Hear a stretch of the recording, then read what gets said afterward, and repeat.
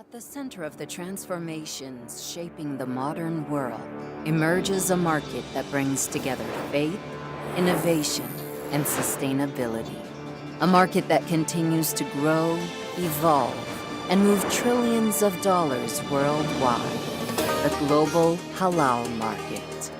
Within this context, Brazil stands out as a key player and global reference.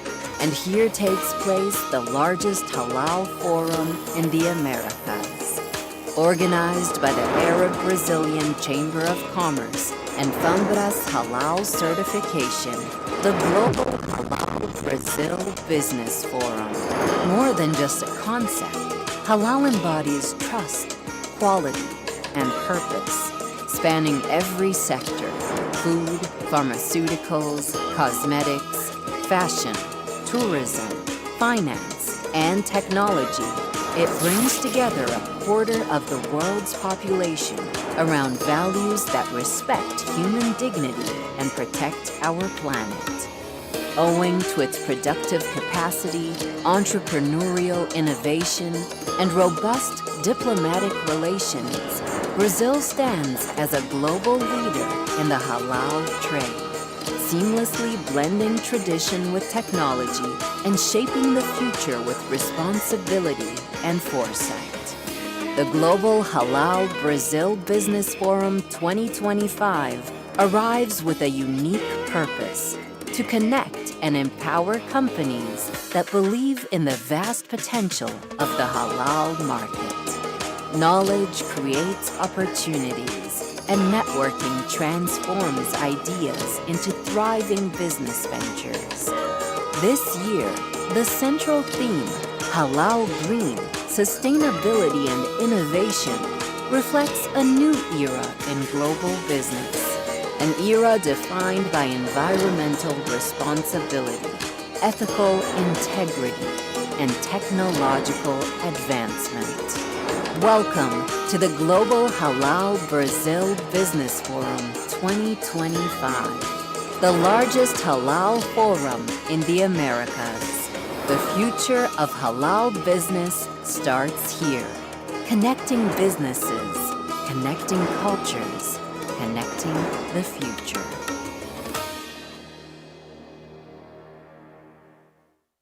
Over 70 years ago, a link between different worlds was created. The Arab-Brazilian Chamber of Commerce was founded to connect people in Brazil and the Arab countries and promote economic, social, and cultural development between regions.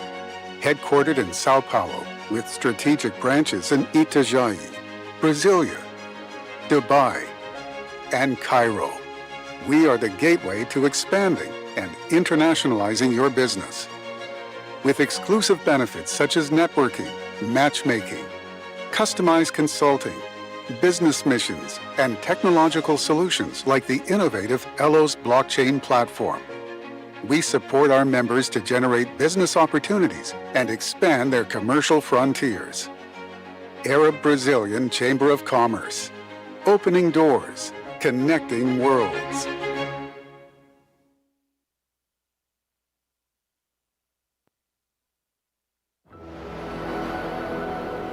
From the sacred scriptures of the Quran emerged a concept that has transcended centuries and today guides the lives of approximately 2 billion people worldwide. Halal, an Arabic word meaning permissible or lawful. These are products and services recognized by the Islamic community and valued by consumers who prioritize animal welfare, fairness in relationships, and sustainability throughout the production chain. Halal consumption is built upon an unshakable principle: trust. For over 4 decades, Fambras Halal has been building this trust in Brazil and throughout Latin America. We are a global reference in halal certification, supervision, and auditing.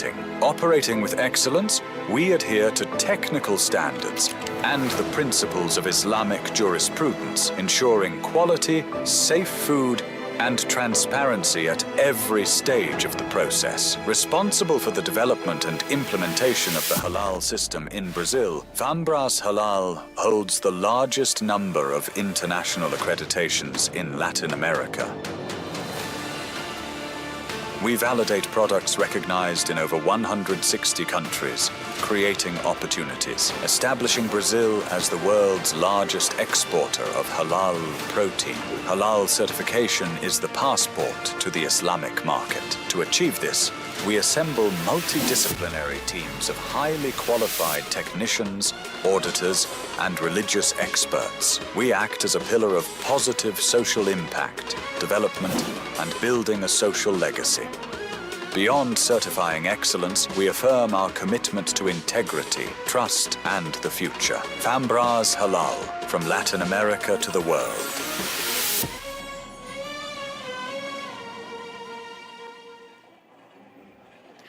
Muito bom dia a todos. Welcome everyone. Bom dia. Good morning.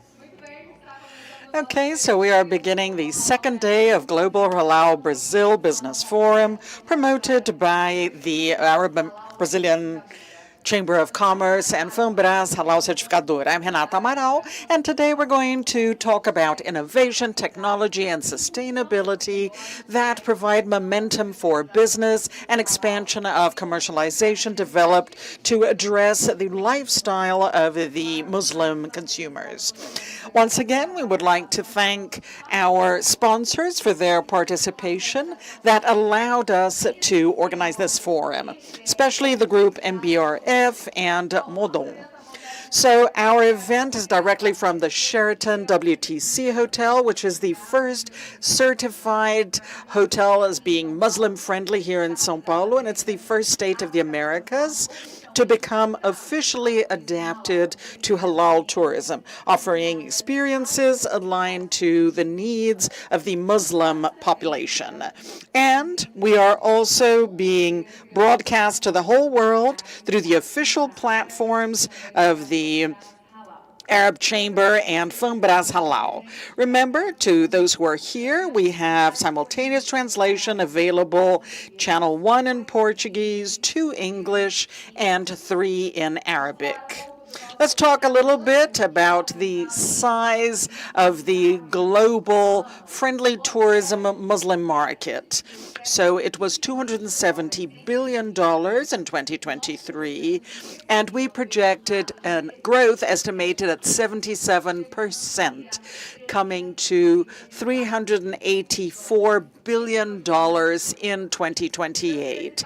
Therefore, in this panel that is going to open the second day to talk about the evolution of the halal green tourism and discuss the development of sustainable experiences, we are going to receive our guests, our panel members, beginning with a person who is remote, Ms. Ring El Shafak, a partner of Dinam Standard, who is here with us. We also have Roberto de Lucena, the Secretary of Tourism and Trips for the state of São Paulo. Let's receive him.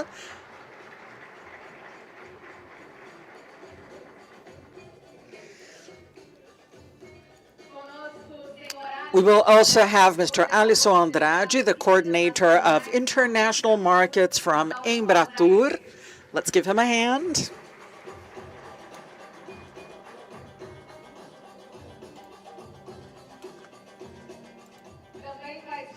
And also part of this panel, we have Dr. Justin Abu Anseh, Vice Director of Marketing and Tourism from Jordan. He is also with us online to share his perspectives about halal tourism and the strengthening of the international presence of the sector. So to mediate this panel, we have the honor of inviting onto stage Mr. Mohammed Shikha, the Commercial Director of the Islamic Chamber Halal Services, a reference in strategies and solutions for the development of the halal market. Let's receive him with applause. So, Mohammed, the stage is yours. Thank you, and have a good panel for all.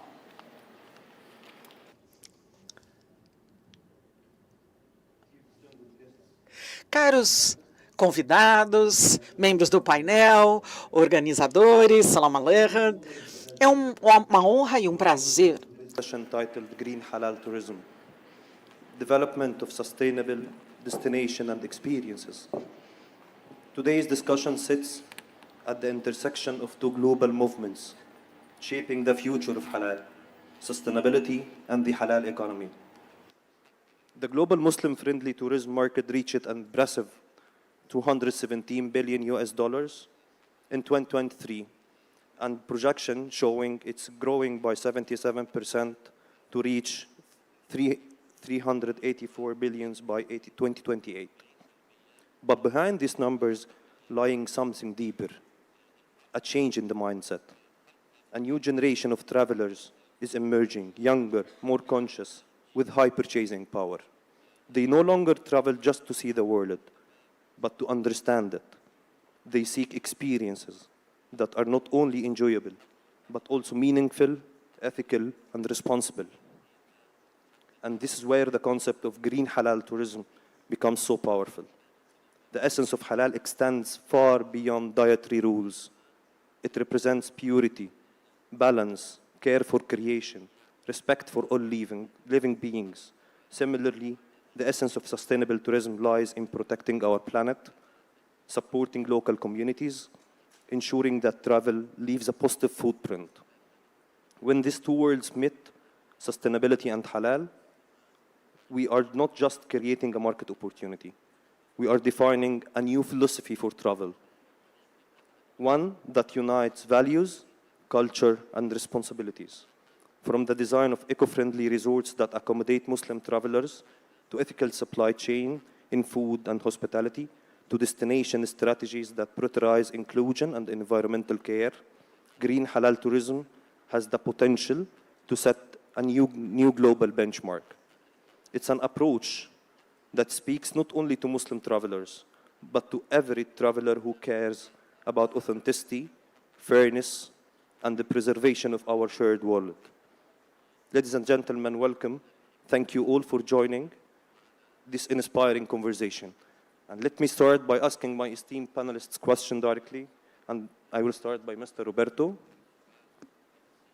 Mr. Roberto, the state of Sao Paulo is an important business hub with a great diversity.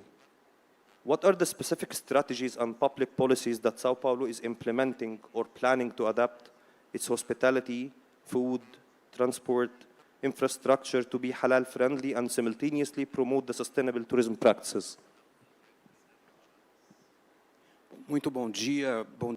Good morning, everyone. Good morning, Allison. It's a great pleasure to be here talking to all of you and having this opportunity to talk about São Paulo and talk about the halal tourism in São Paulo. And I would like to initially welcome everyone to this wonderful state. São Paulo is the only state in Brazil that has on its flag the map of Brazil. So it represents that all Brazilians feel at home. They are at home, they are not visiting São Paulo. And this is the soul of the Paulista people, the people who live in São Paulo. Everybody, when they are in São Paulo, they feel at home. And São Paulo is satisfied to be able to, under the government or the leadership of the governor Tarcísio de Freitas, is able to bet and invest in this posture. And it is a friendly state, open to the halal tourism, and first of all, understanding its importance, and also understanding that this is in the heart and soul of our people, and it has space. Our people are brothers of the Arab community, the international Arab community, all the Arab people. São Paulo receives the most tourists in Brazil. Last year, we had 49 million people for tourism in the state of São Paulo. This year, we're going to have 51 million people being tourists in the state of São Paulo. And we have an excellent infrastructure and an extraordinary connectivity. It's very easy to get to São Paulo. São Paulo is the main entrance door in Brazil, and it's very easy for São Paulo to get to any place in the countryside or anywhere in Brazil. So out of the 10 best roadways, 9 are in São Paulo. We have the biggest port in Latin America, the 3 most important airports in the country. So we definitely have a very important ecosystem of infrastructure. And we have talked about this infrastructure with all of this ecosystem and improving and training so that it is more open and friendly to receive and develop this halal tourism. We'll move to Ms. Reem Al-Shafaqi. Ms. Reem, the global Muslim-friendly tourism market is set to grow exponentially in the coming years, besides the factor of increasing purchasing power of the young Muslim population. What are the main change drivers, either consumer, technological, geopolitical trends, that the United Standard identifies as fueling this explosive growth? And how can destination position themselves to capture it? Thank you, Mr. Mohammed, and I'm happy to be part of this important event. And yes, so Dinar Standard, based on, according to the State of the Global Islamic Economy report that we produced, and that projects the size of spend of Muslims on travel to be 217 billion in 2023.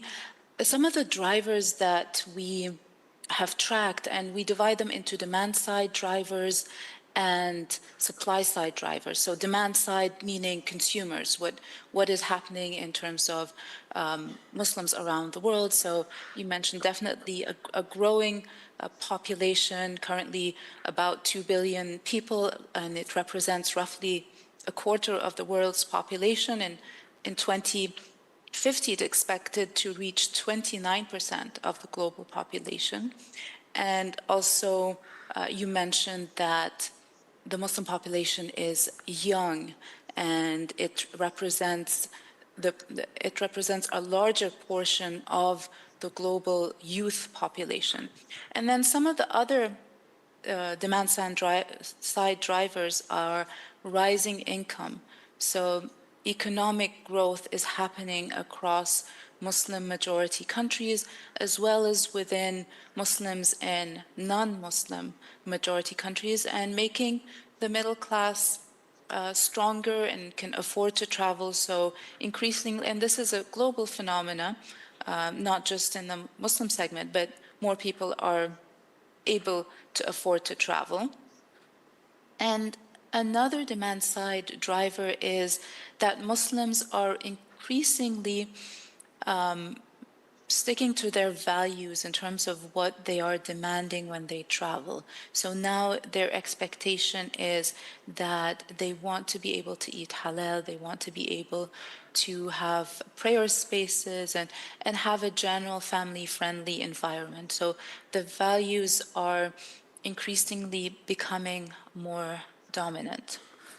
And a final demand side driver is the digital influence, and increasingly travelers, and this is also common globally, travelers are increasingly booking online and are looking at reviews online and trying to find authentic experiences by reviews that they read online, as well as by content from content creators and influencers. So these are some of the demand side drivers from the consumers. Now, in terms of supply side drivers, which are from governments and destinations, so one example is governments are increasingly creating national halal strategies. And several governments, both Muslim majority, such as Indonesia, for example, and Malaysia, are creating those strategies, as well as non-Muslim majority countries. And then there is another the supply side driver is investment in halal tourism.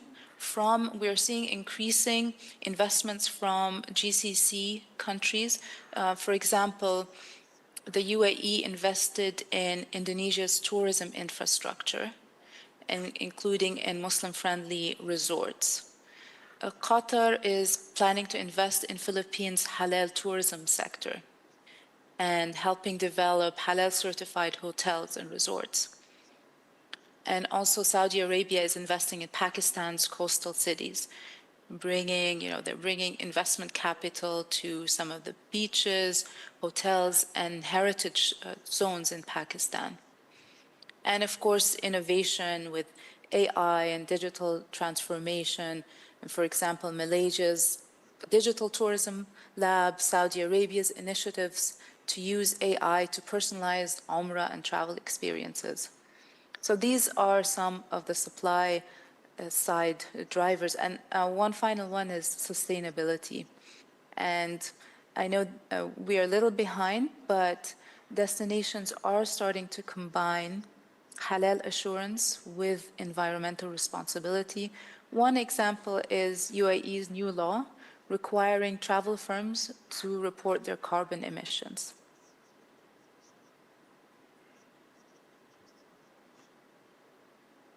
Thank you, Mrs. Reem. Now we'll move to Mr. Allison. Mr. Allison, Brazil seeks to increase its share in the international market. How Imperator positioning and promoting Brazil in key Muslim markets to highlight not only halal sustainability, but also green tourism attributes such as ecotourism and sustainability? Good morning, Mohammed Shiha, Secretary Luciana. Good morning, everyone. It's an honor to be here. Thank you for the invitation by the Chamber of Commerce in this very important forum. First of all, we are an agency of the federal government responsible for the promotion and exporting of tourism, international tourism in Brazil. And we understand the importance of this market. We're talking about 2 million consumers who are also travelers. And just like our colleague Reem just said, it is a group of people that is getting greater revenues every day, greater income. And in terms of the touristic products, we understand that Brazil has a perfect match in terms of the Arab public, the Muslim public. We're a continental country that offers destinations like the incredible state of São Paulo with its incredible culture and mountains and food, and going through iconic cities like Rio de Janeiro and Foz do Iguaçu. We have the Pantanal, we have the Amazon forest, the biggest in the world. So we have a lot to offer to these people in terms of touristic products. Now, with regard to what we're doing, and I wanted to bring two important points. The first one is connection. We understand that there is a challenge with regard to the distance of these markets to Brazil. And in this sense, Embratur and the federal government, they work with a lot of effort in partnerships with airline companies so that the journey of this tourist will be more comfortable. When he leaves his country, many times he has to make stops and then he gets to Brazil, because that's an important element for Brazil's competitiveness as a touristic destination. So we work with that. We support, we make partnerships with some important airlines in this halal market, like, for example, Emirates, also Turkish Airlines, Royal Air Morocco, and we also work with the airline companies that make indirect connections to Brazil. So that's the first point I wanted to make. The second one is about the promotion itself. So Brazil is still does not have the level of awareness and knowledge of these countries that we have in other countries around the world. So South America is familiar, Europe, the United States, they are familiar with Brazil. So we have some promotion work that Embratur does globally so that the Arab and Muslim world can come to Brazil. And around the world, in all the countries, we have Itamaraty, the Ministry of Foreign Affairs, with its commercial promotion center that helps us to make initiatives to promote our country for the halal world. Now I will move to Mr. Abdrazak, Justin. Mr. Jordan is what, with its rich history and cultural heritage, already attracts many tourists.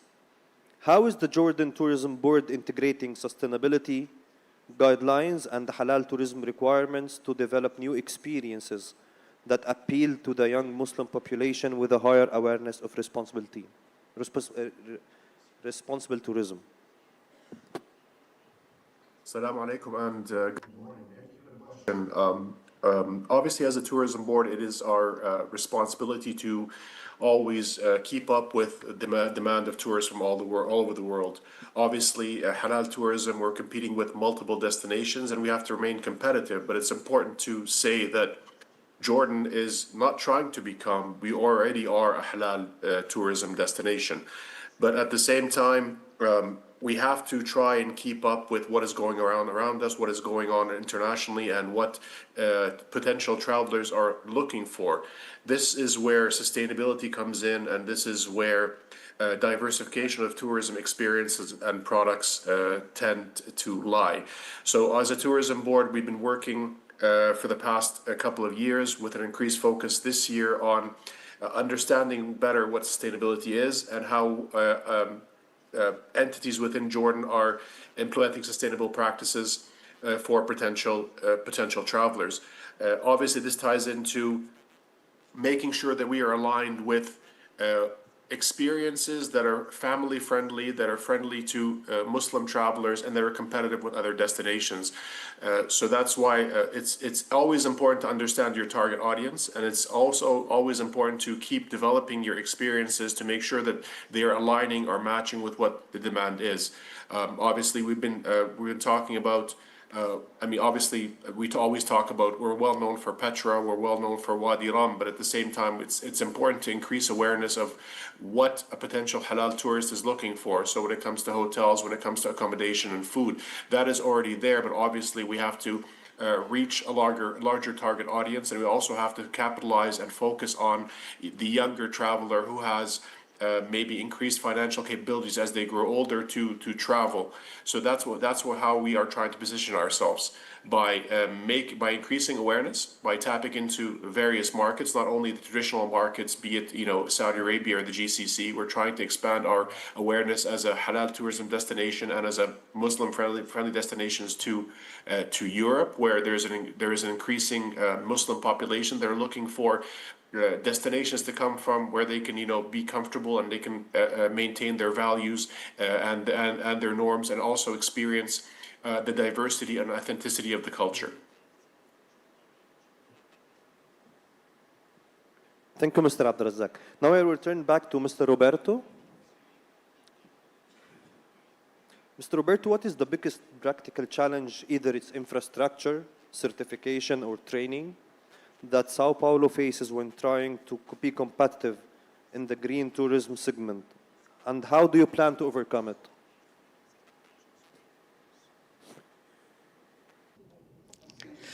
We have challenges in infrastructure. We have a huge investment program, and it is not only an environment where we have offers for tourism to attract this traveler that is interested in halal tourism and who is getting organized and getting structured for that. São Paulo is also an environment that has extraordinary and incredible opportunities for investment in tourism. We have a portfolio that is structured with 60 opportunities at this moment, more than 16 billion reais in different areas and regions of our state, and opportunities to to collect investment in the state. But I think the great challenges that we have at this moment are certification and training, above all, training of our touristic trade. We have overcome this with the Chamber of Commerce, with the leadership and the support of FUNBRAS, that has been an extraordinary partner of the state of São Paulo and the government of São Paulo. We have developed mechanisms in the touristic trade all over the state of São Paulo, starting with the capital. We have recently launched a guide, a tourism guide, that is Halal, that structures and organizes in one environment all the offers that we have that are interesting for this traveler that comes to Brazil, that comes to São Paulo, and whatever he is interested in our state. And we're going to place our QR code, make it available to you so that you can go in and have our virtual guide available. This is our printed guide that was developed in a partnership with the coordination of FUNBRAS, in a partnership with the state government. So we have had, in the certification and in the training, we've had our main challenges at this moment, and they have been overcome with the support, especially of FUNBRAS. Now, Mrs. Reem, considering the intersection of halal and green, what are the main gaps that current destination and the companies have in simultaneously addressing these two demands of the modern Muslim consumer? Yeah. So first, when we talk about halal and green, and I think you alluded to this in your introduction, is that we need to remember that they're not two separate ideas. Essentially, in Islam, halal and tayyib is about being, adhering to the basic rules, but also being finding food that is good and pure. For example, that's for food. In terms of the environment, we should be stewards of the earth and not harm the environment, not harm living creatures, be a source of good for the community. So this is really how these two are intersected. And I think some of the challenges are that destinations usually treat both as separate tracks. So they either focus on just the fundamental basics of halal, providing halal food or some halal food options, making sure their prayer spaces, their family-friendly activities, for example, or they are purely focused or separately focused on, for example, low carbon emissions or protecting nature, or involving the community, benefiting the community. And very few bring them together in one experience. However, there are examples of destinations making an effort to bring both together. So, for example, I mentioned Indonesia, for example. They are focusing on Muslim-friendly travel, but then linking it to community-based and nature-based experiences. So they are preserving the environment and at the same time bringing benefit to the community.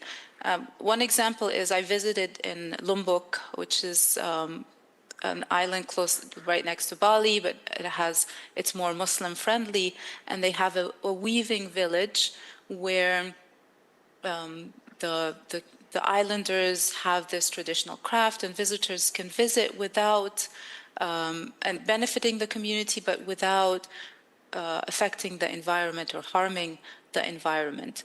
And similarly, Malaysia also has eco-resorts that are Muslim-friendly, so trying to combine both.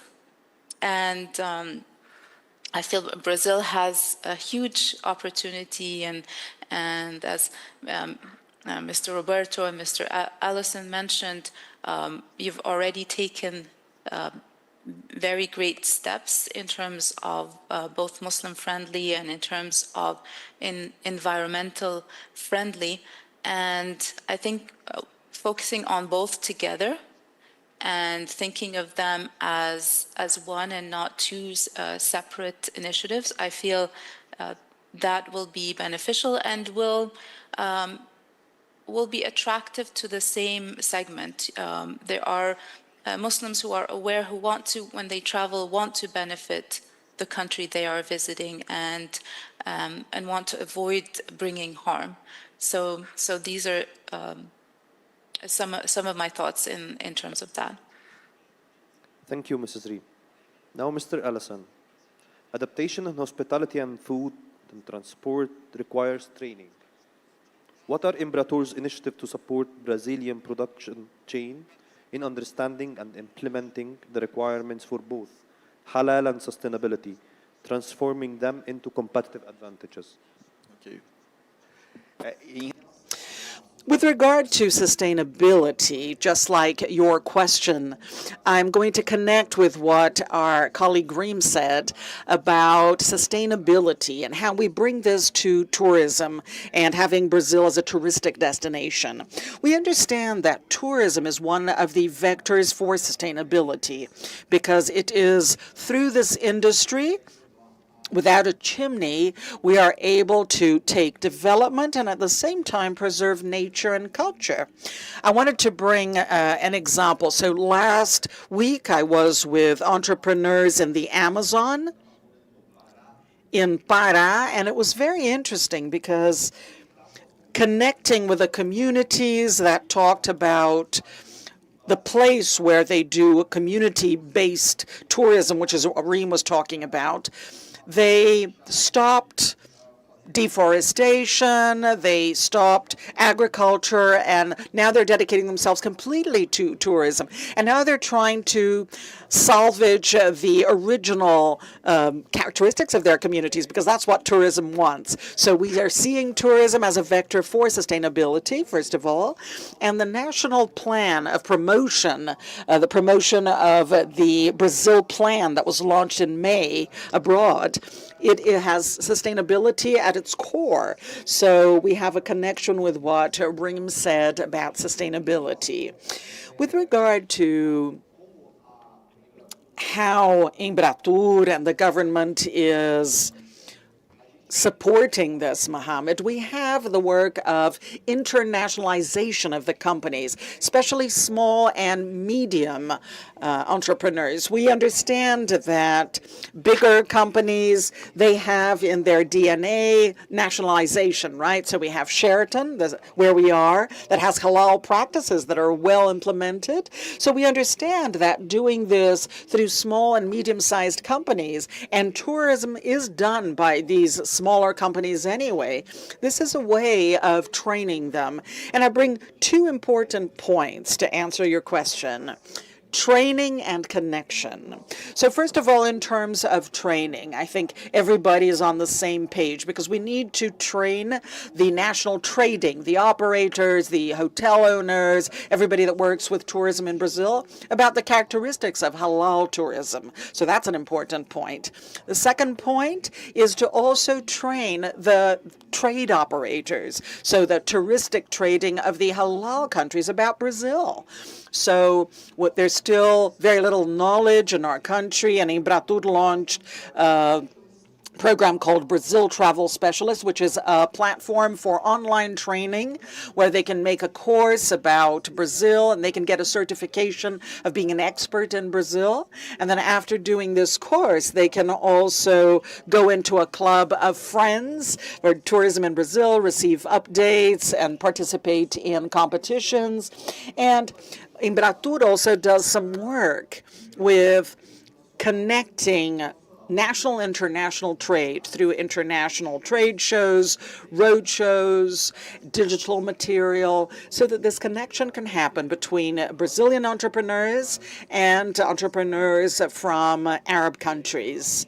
And we understand that as the companies are internationalized, the business itself, the market itself, understands the importance of halal tourism, and they adapt their products and their services to this very important market. Alison. Now we will move to Mr. Abdulrazak Justin.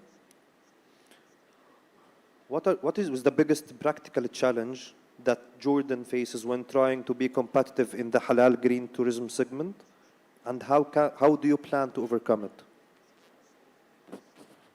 Thank you for the question. As Reem had mentioned during her answer to your question, obviously we have to always keep in mind that halal and green always go together. We shouldn't separate the two. And by the end of the day, halal tourism is a form of tourism. It's as a destination, it's extremely difficult to maintain competitive. But as I mentioned before, it's always important to understand where your tourists are coming from and what they're looking for, and you always have to make sure that you are able to offer a diversity of experiences which benefit the tourist and most importantly benefit the local community. That's quite important when we talk about halal tourism. You always have to set yourself aside and make sure that you're offering different experiences or a multitude of experiences, but at the same time, you don't want to bombard your potential tourists with a million options that they can't see at the same time. So I think it's important to remain competitive. You have to kind of put a roadmap, a starting point of what you're offering, what your experiences are. The pamphlet which was shown by one of the other esteemed panelists is a great start. And also to continuously build on what you're offering. So start with 1 year, increase your awareness, and also training is also extremely important because you have to make sure that the people working within the tourism sector are aware of what is happening within the industry. You have to understand other destinations. What are other destinations doing? That's why it's important to participate in international trade fairs and keep up to date with what is going on internationally, because things when it comes to tourism are continuously changing. So we always have to stay updated. We have to understand our clientele and continuously provide them with options that are sustainable, options that are feasible, and options which are diversified for different age categories. So that's how we try to remain competitive, and obviously treating halal tourism as a segment. It needs a focus, it needs a budget, and it needs a lot of hard work. But because Jordan is a Muslim country, we're already more than halfway there. But it's just about just maintaining awareness and keep informing people what options are out there to make them more relaxed when they come in. Thank you, Mr. Abdulrazak. Now I will have my last question, and it will be a general question for all of you, my speakers, if you allow me. So I will ask the question, and for 1 minute, I will pass by each and every speaker with you. Looking at the opportunities in hospitality, food, transport, what is the most important high-impact action that a destination should prioritize today to become a relevant player in the halal green tourism market, and that can bring a return of investment in the upcoming years? Let me start with Mr. Roberto. Well, I would like to thank you for the opportunity once again to participate in this panel. It's an honor to be here talking to all of you, talking a little bit about São Paulo and the opportunities that São Paulo has and that it represents, and the will that São Paulo has of becoming a destination with better training all the time and better all the time and friendlier, more friendly in terms of this international Muslim community. But it also wants to be seen as an environment with extraordinary opportunities to attract investment in the development of tourism.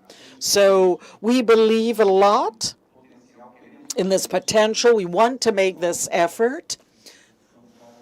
São Paulo is open to make this exercise, to do this exercise. We also have some cultural issues that we're overcoming. We're working on them with work on training and education and bringing, for example, the Education Secretary and the Culture Secretariat and partners of the Tourism Secretariat and also Economic Development. They are our partners. And finally, we have a great environment with opportunities. We are interested in talking to this community increasingly, this international Muslim community. So I understand that São Paulo is open, wants to professionalize, and counts on this partnership with you. Any closing remarks? I think certification, in fact, is an important aspect for us to expand halal tourism in Brazil. And in my answer, I'm going to repeat 2 points, which is training for the national public as well as the halal countries about Brazil, and also the connection that we develop. We have to develop forums and trading so that the halal trade and the Brazil trade can actually talk and do more business. We also understand that tourism in Brazil is made up of spheres. So we work in the federal government and we also work at the state level that is engaged in this. And I'm happy to share the stage with Secretary Lucena, who does an excellent job in terms of the promotion of tourism and the encouraging of tourism. So it's great to have an example of a state who does that, and also at the municipality level. So I think in all 3 spheres, in terms of public policies, they are important, and we cannot forget the policies for the private sector. So encouraging not only big businesses, but also the small businesses, small and medium companies that today are responsible for most of the tourism in Brazil. Embratur also has a program called Feel Brazil, feeling, right, from feeling. And we put 121 experiences, what we elected around Brazil. Most of them have a community base, and most of the experiences are connected to nature, and it shows a differentiated aspect of Brazil besides our icons. And as Abed just said, and I wanted to reinforce this, it is important to look. Well, halal tourism, it's important to look at it as a segment and differentiate it in the public policies and in the policies for the private state as well. So it is going to have a specific look, it's going to have a specific workforce, labor, and actions will be directed to it because it's really well worth an effort. It's a huge market, and Brazil is very willing to work with it. And once again, we're very happy to be here with you in this forum. Mr. Allison. Mrs. Reem, any closing remarks? I wanted to just comment on a couple of things Mr. Roberto mentioned in terms of trying to attract investment, and we see there is an appetite to invest in halal tourism globally in different countries, so that this is an opportunity to attract FDI into Brazil and attract investors by reaching out and sharing the project, having road trips across different countries, Arab countries, and showcasing what projects are in the pipeline. And then I wanted to comment on what Mr. Justin and Mr. Allison mentioned in terms of focusing on Muslim travelers as a segment. Yes, indeed, this is a segment. And what's really important is to understand your market, fully understand who are currently the travelers, Muslim travelers that come. What are they seeking from their trip? Is it purely tourism? Are they visiting family and friends? Based on a survey that we conducted for one of our projects, the second reason for travel for Muslims globally was to visit family and friends. And as part of the survey, 84% of those surveyed said before they visit, they check if the destination in terms of how it is, how much of a Muslim-friendly destination it is.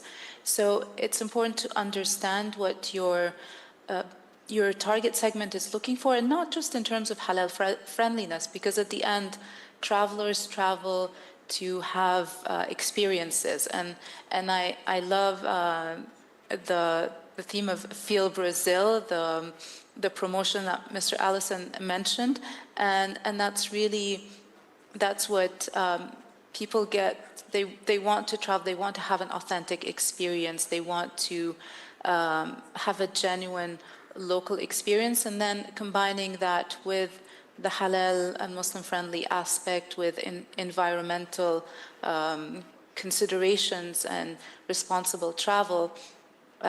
That is really how you can attract customers. And then one idea I have is that you mentioned initiatives in terms of training, in terms of training the industry and allowing them to become aware of this segment. A step further is to create a marketplace, online marketplace, where these businesses, travel businesses, whether they're a large hotel or a small homestay, for example, or a local travel guide, could promote their services, and not just as creating awareness, but also as a marketplace where tourists could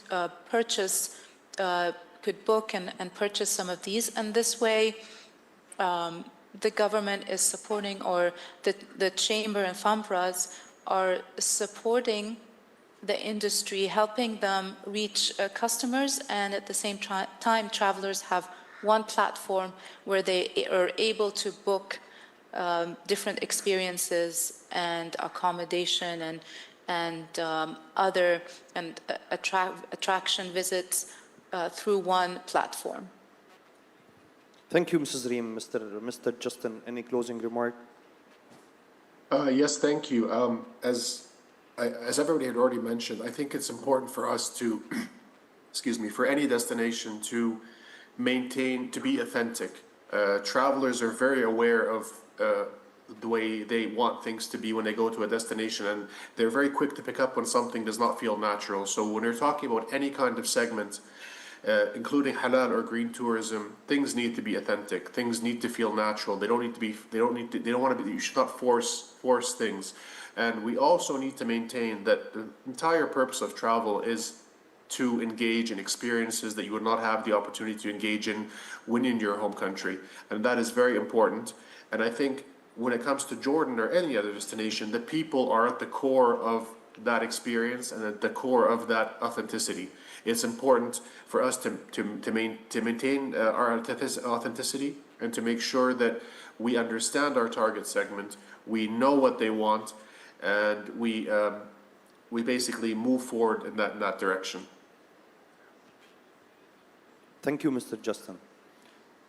Now, ladies and gentlemen, as we close this insightful session, one truth has echoed through every perspective shared this morning. Green halal tourism is not simply a market trend, it's a movement.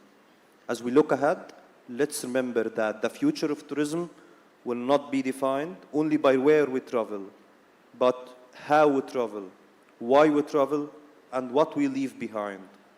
On behalf of the organizers, I want to express my deepest gratitude to our distinguished panelists for sharing their thoughts and experiences, and to you, our audience. Thank you, and have a wonderful continuation of this amazing conference. Thank you. Thank you, Mohamed Sheikh. Agradecemos a participação de todos que vão receber. Thank you, everyone. And you're all going to receive a little gift that is going to be given by Mohamed Moraji, the General Secretary and Vice President of International Affairs of the Arab-Brazilian Chamber of Commerce, and Lizal Gandour, the Director of FAMBRAS Halal Certification. And we're going to give out the gifts. Arab Chamber and FAMBRAS Halal, please. Thank you.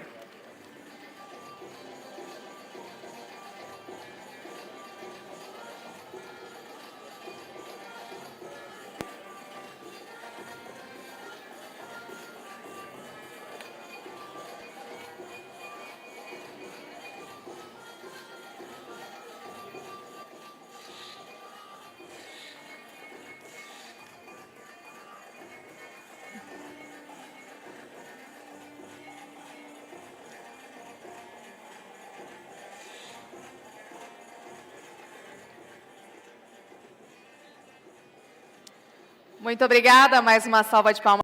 Thank you once again. Let's give them a hand. Those who participated. And very good ones. The new steps and trajectories for the halal tourism. And in the next panel, we're going to talk about Islamic finance and investment in halal green projects. And there is a huge market expansion, and that's 53%. In 2023, it goes to $7.5 trillion in 2028. We're also going to talk about the halal fintechs and the Islam bonds for infrastructure and investment in halal. So to discuss these topics, we're going to receive Your Excellency Sheikh Yusuf Halawi, the General Secretary of the Islamic Chamber of Commerce and Development. Let's give him a hand. Please come up on stage. Mohammed Beshari, Mr. Hamud Behrari from the Muslim communities. welcome to you also, and a round of applause for him. Could you come, please?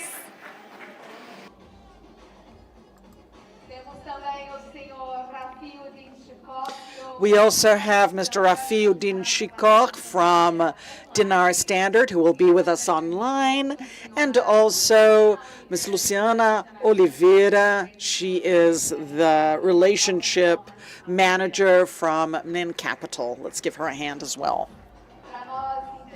So we have the mediation of this panel. So Ms. Angela Martins, head of the Secretary Office of the Abu Dhabi Bank. Let's give her a hand.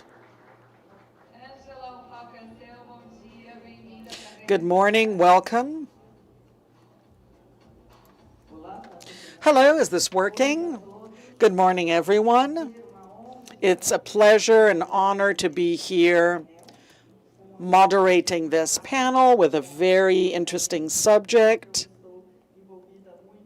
And I've been involved in this many years of my life, and also the possibility of doing the funding about the Islamic laws and the Sharia laws. So I would like to thank FAMBRAS and the Arab Brazilian Chamber of Commerce for the invitation. They provided this opportunity for me. So we have very well-prepared people here that have already been introduced to talk about this subject. So I'm going to ask you some questions, and we also have a difference in terms of the participants and their experiments.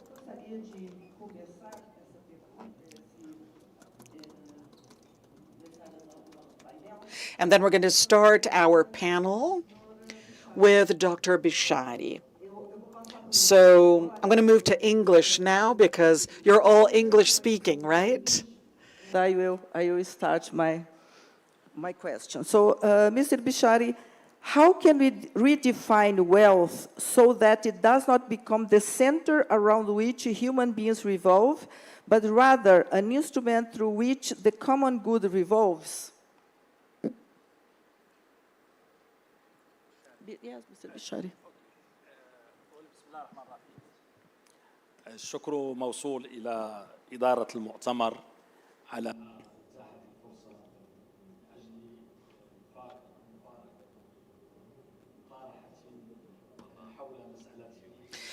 So basically we're talking about a subject, and about this subject, the idea of the philosophy.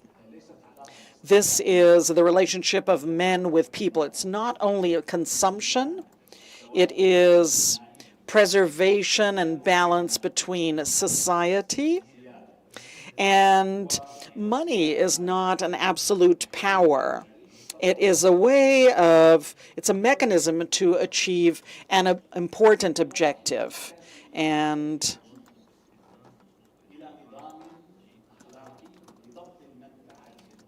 We have to use this money with ethics, and we have to guarantee the objectives, but we also need to preserve our values in terms of an ethical economy, a circular economy, and you need to have products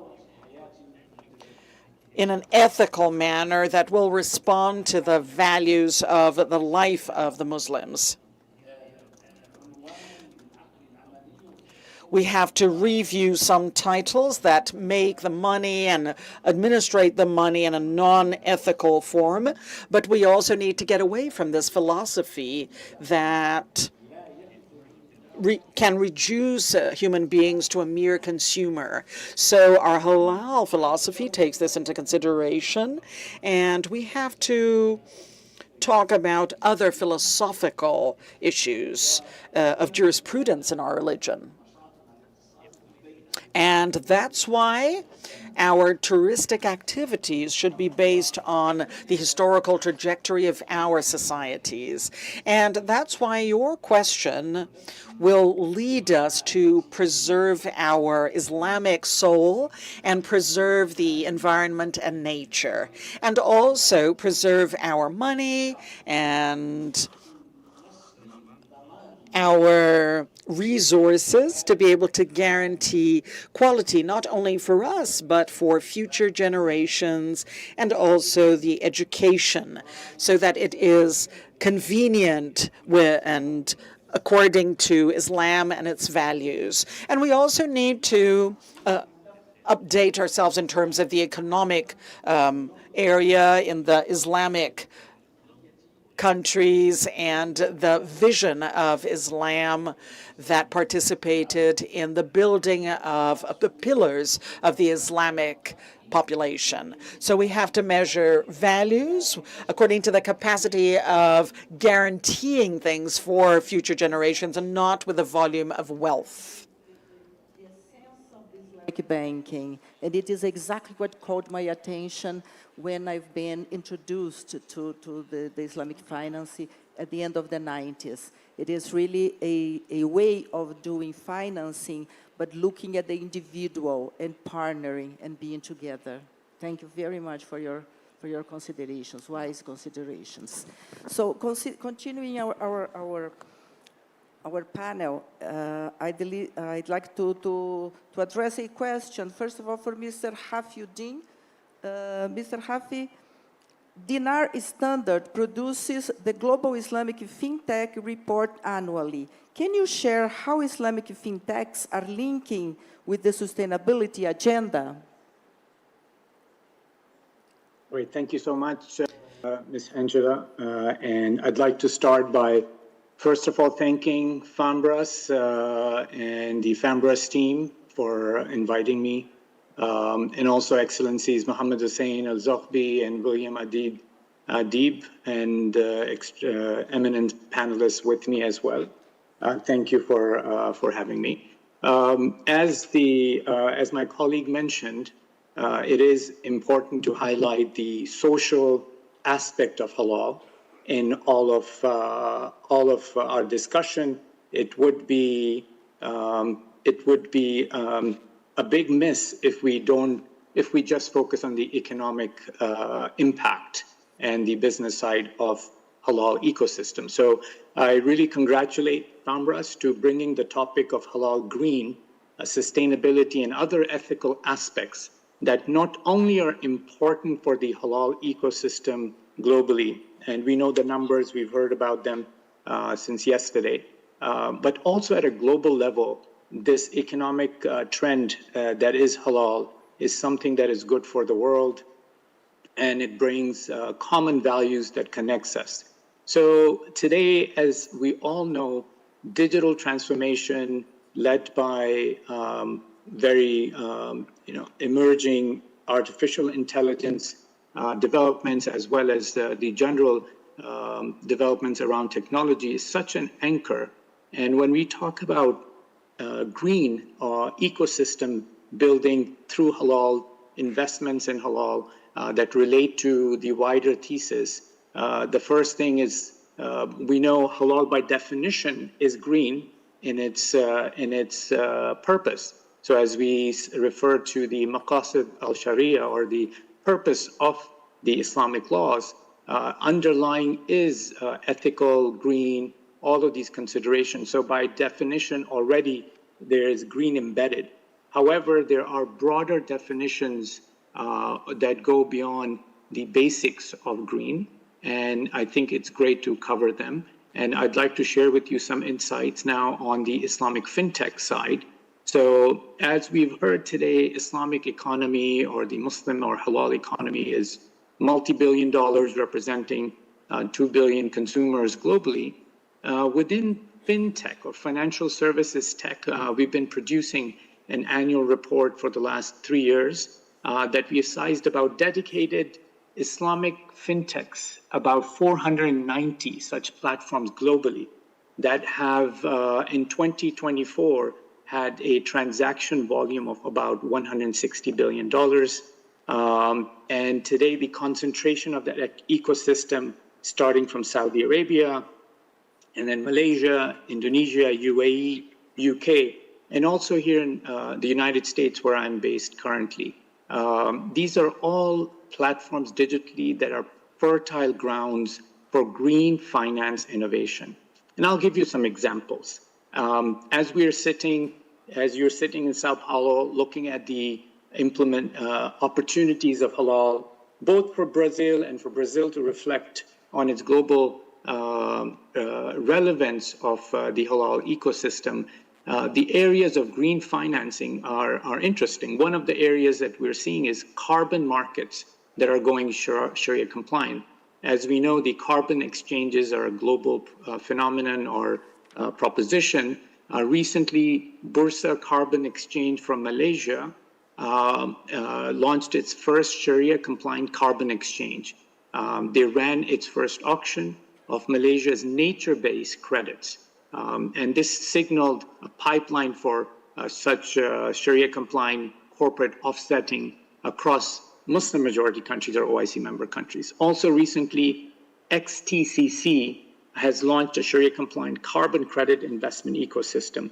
So with Brazil playing a key part in the carbon ecosystem, this may be another avenue to look at, both as this aspect of fintech is developing globally, but also for Brazil to tap into. Another area, Ms. Angela and team, I'd like to highlight are digital waqf and crowdfunding for green social projects. So waqf, as some of you may know, are the Islamic endowment instruments. And today we have fintechs that are enabling waqf-based crowdfunding models. An example is My Waqf, which is a waqf equity crowdfunding concept. And there are many such, some, I shouldn't say many, that are emerging, and they're funding sustainable community assets such as clinics, education, and even solar upgrades and so forth, while they're also improving transparency in governance.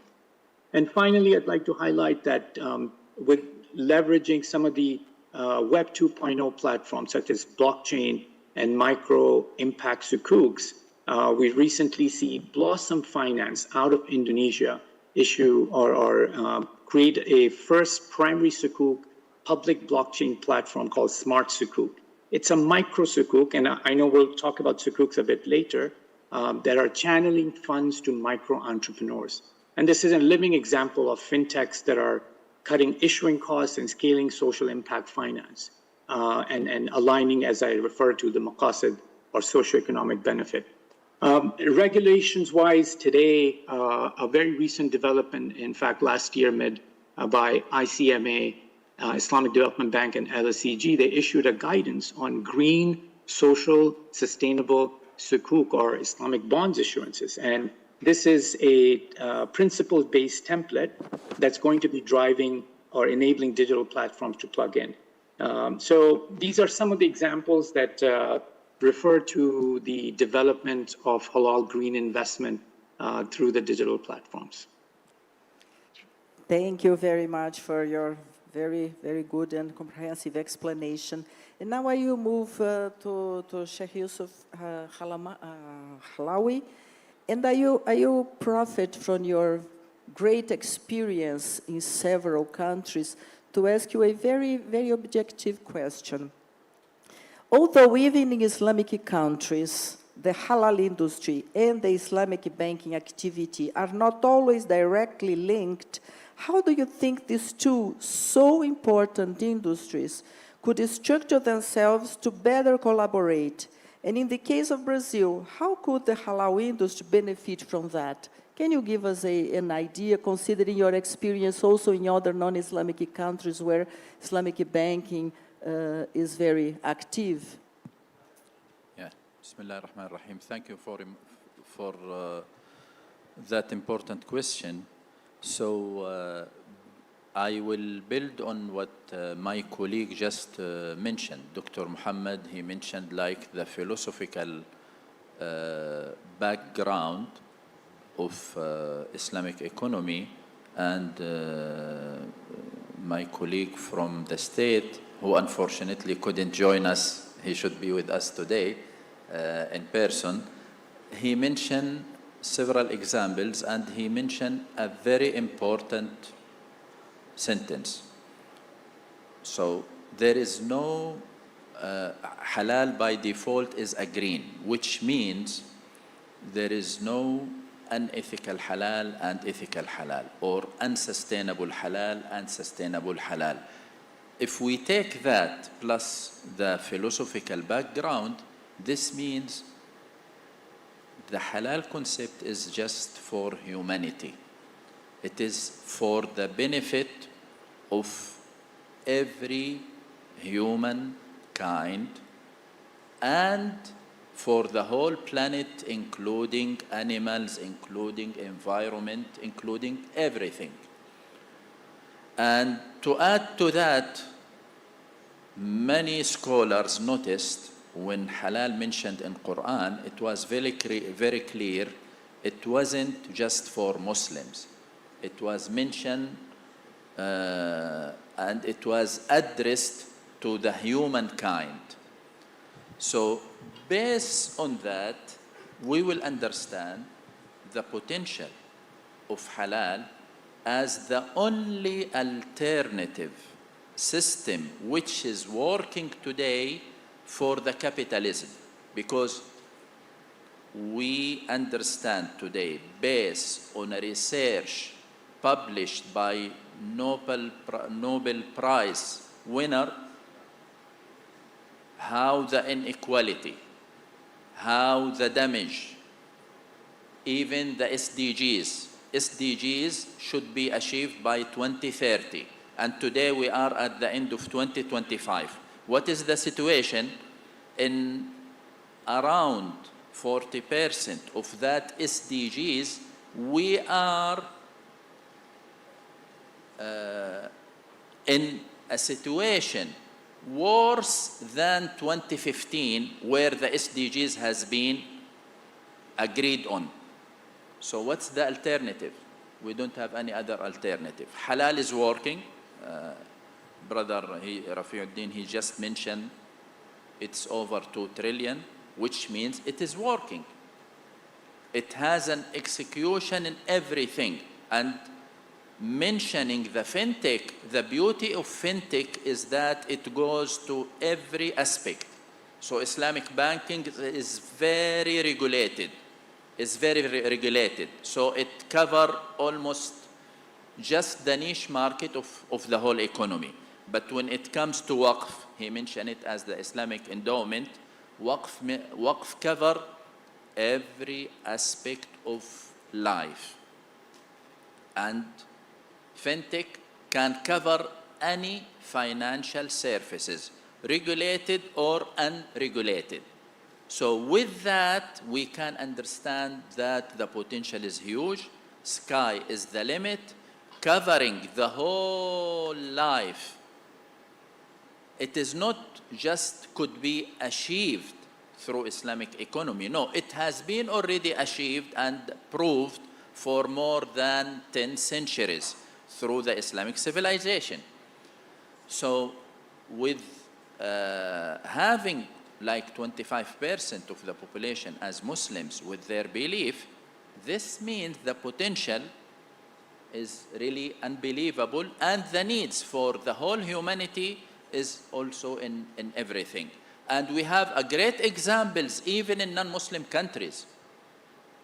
For example, in their report, it's very clear UK is becoming like a hub for Islamic fintech, while it's not a Muslim country. London, since the beginning, since the 90s, they show the interest to become a global hub for Islamic banking. Sukuk started initially even in non-Muslim countries, including Germany, you know. So if we take Brazil as an example, with a focus on doing the PPP, the BOT, etc., all that can attract the Islamic capital through Sukuk. Just for example, so we have thousands of examples, not just 100, thousands of examples already working for the last 4 or 5 decades, and the potential, because of the fintech specifically, because of the willingness of raising capital for any project in the world, is really huge. Very good to hear that from you. Thank you very much for your so comprehensive explanation. Now I will go to Luciana Oliveira. Luciana, I will ask you a question, but I'd like to you, of course, further to the answer to my question, also to add any other, you know, information you would like to add, perhaps on what you also do in your position with Ning Capital, and also address your final words. We are pressed also for the time, so I'd like to hear from you. How can human connection and trust play a role in driving meaningful and long-term results in halal green investments? Hi everyone, good morning. First, before answering, I'd like to just thank Dr. Ali and Dilduki, I can't see him, for welcoming and being just so warm and kind and inviting me to participate on this amazing event where so many incredible minds are discussing all of these important matters of society in the world. So thank you so much for inviting me. Going back to your question, so I believe that in today's fast-paced society, everything is very rushed, everything is digital, everything is you can't even get through, talk to a person on the phone, everything is a robot, everything is automated. And I believe that we forget the aspect, the human aspect behind business deals and things like that. So I lived in Dubai for 7 years, and I observed whilst Recording stopped. Oh, whilst living there, I observed some of the Islamic aspect of deal making. And when it comes to deals in the Islamic world, there is warmth and storytelling, and they are again very welcoming. They want you to sit down, have a cup of coffee, have some dates. Which is a very similar to Brazilian culture. We like to sit down and discuss things. So I think it's never a cold transaction. You know, I have the product, you have the money, and we exchange. There is a storytelling and a shared purpose. So that changed how I see partnerships today, and I try and bring that to my day-to-day business and interactions.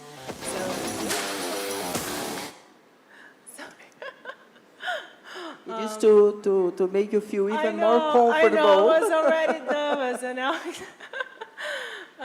So I work at Nim Capital, which is an AI stack advisory company, and again, it's very automated.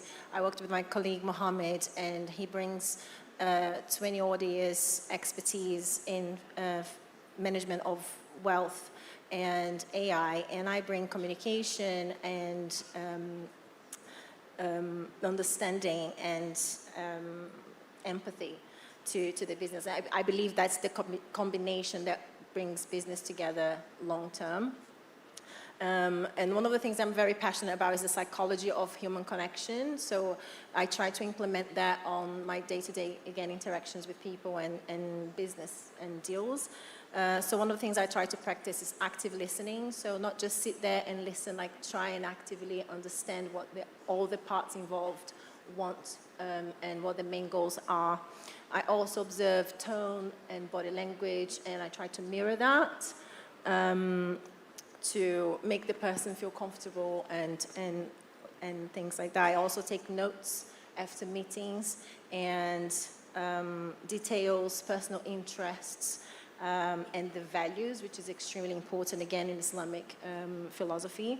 And I use CRM tools, which is not just for the business details and the meetings details, is also key dates, milestones, and follow up with your customers and your partners on important happenings in their lives and follow up personally to keep that connection and that interaction going long term.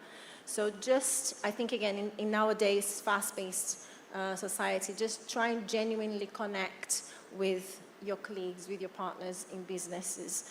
And I believe, one of my final considerations, I believe that technology opened the doors for businesses, but what keeps the doors open is the trust, the long-term trust. So yeah, just remembering that before the capital comes connection, and connection sustains that meaningful long-term business. Thank you. Thank you, Luciana. Now I will ask you, all of you, to be very brief because you only have a couple of minutes, to give your final considerations that could also be as a point of, knowledge and understanding of what the Islamic banking and the green financing are and how they can together represent something very similar nowadays, So I will pass the floor first of all to Mr. Bichari, and I'd like to ask you your final considerations, please.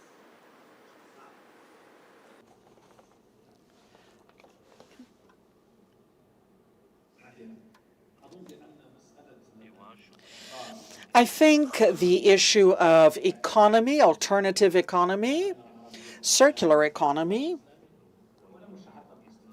Islamic economy, as we call it in our world, it needs to be an ethical economy. And we need to understand the current situation that goes through humanity, and we need a key word, which is balance. Balance in human relationships and in commercial relationships. So this balance is extremely important, not only in our relations, but in the future as well, and in the environment. And as has already been said, I think humanity needs to move forward. It needs to use technology. It needs to do business. But it also needs to preserve the rights, justice, and we also need to have safety for society in general. So the main word for me is balance. Considerations. I ask you the favor to be a little bit brief because you are really being pushed by the time. So I pass the floor to you for your final considerations. Mr. Hafi, can you hear us? Okay, sorry, I didn't. Now I hear you. Thank you so much. This has been a really valuable discussion for me. I really enjoyed hearing Dr. Muhammad Yusuf Qalabi, His Excellency, and the other colleague on the stage. I think just in terms of bringing the conversation on investments and driving halal green, I just wanted to maybe share with you some perspective relating to the concept of sukuks, which are the Islamic bonds. And as His Excellency Yusuf highlighted, many non-Muslim majority countries are now also benefiting from the ethical structure of financing that are sukuks. Today, sukuks have a total volume of about $863 billion. And these are essentially financing instruments that are linked instead of interest-based that are the cases with conventional bonds. These are linked with tangible assets and are really driving a sustainable economy. And just by that, by its nature. And within these sukuk issuances today, we're seeing, as it was highlighted, the United Kingdom, Germany, South Africa, many non-Muslim majority countries also issuing or using this Islamic source of capital for financing, and it shows its universality. I'm just touched by the fact that, unfortunately, I was not able to be with you in Brazil, but Brazil's focus on halal ethical economy and its beautiful local Muslim community as well that are very much part of the Brazil's fabric represents how we as global citizens are bringing to the world this type of financing. And I think Sukuk become a great example, especially with an additional focus today. I just wanted to highlight that at COP28, this new issuance of ICMA, ISDB guidance, LSCG guidance, also clarified and aligned the Sukuks with green, social, and sustainability principles further to its already existing underlying thesis. So it really synchronizes and synthesizes the investments flow and drivers that are linked to the broader global green sustainability principles. I think this is very promising. It's very promising for Brazil to participate beyond being a major halal product exporter, to be part of the halal green financing ecosystem as well. Thank you. Thank you very much for that. And now for your final words, Mr. Halawi. Yeah, we don't have really time, but just to focus on the sukuk issue, especially because it's an instrument which can be used in all levels, on governmental level, on company level. What's the major difference? Now, all countries in the world, they have their debt, the national debt. And that national debt are just keeping growing. And economists, they call it mountains of debt. Majority of countries, none of them has any research how to pay back their debt. Their focus always as a treasury minister or minister of finance is just to pay the interest. And no one is talking about the debt itself. Sukuk didn't create debt. So you issue the sukuk and then it works for the specific project and you end that finance without creating any debt. While borrowing through bonds is just creating debt, and the major risk is facing the globe now is just not becoming only climate change, etc., but we have another major risk. What if that debt collapse in one country or in another? How 2008 crisis created or become a crisis? It is just because one bank collapsed. So imagine if a country collapsed to pay its debts, what will happen? So you have, yes, the climate change, it's a real crisis, but you have another crisis, which is the debt, the national debt for the majority of countries. Great. So, as a takeaway, I think that you also already gave your final words. Would you like to add anything else? Something else. Just to jump on the hook from Sheikh Yusuf. I believe that Islamic and halal values, they are international values, and if we manage to frame it correctly, we could create real forward movement and change. So I do believe that. So that's my thank you.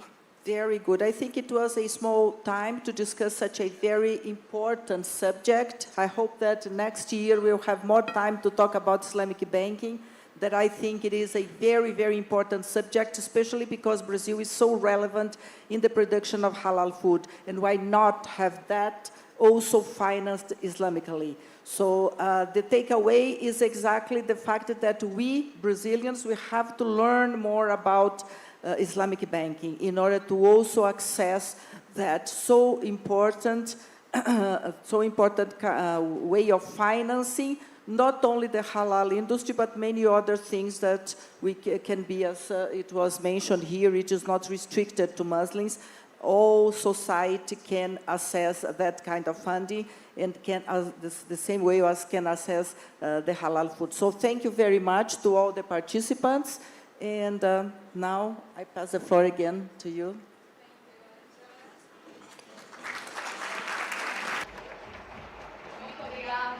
Thank you very much, Angela. If you can be here in front of the stage to take the official photo and receive an honor from Câmara Árabe, Arabic Chamber, and also from Brás Halal. Então aqui vão ser entregues as nossas. So we're going to give our gifts.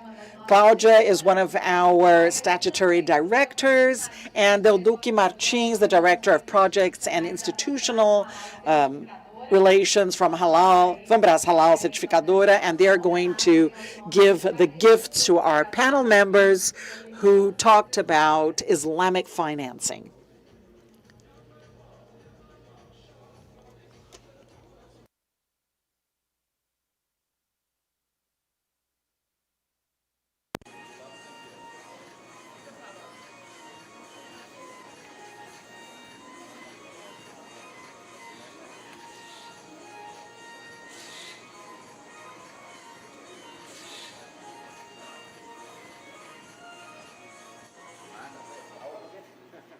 Yes.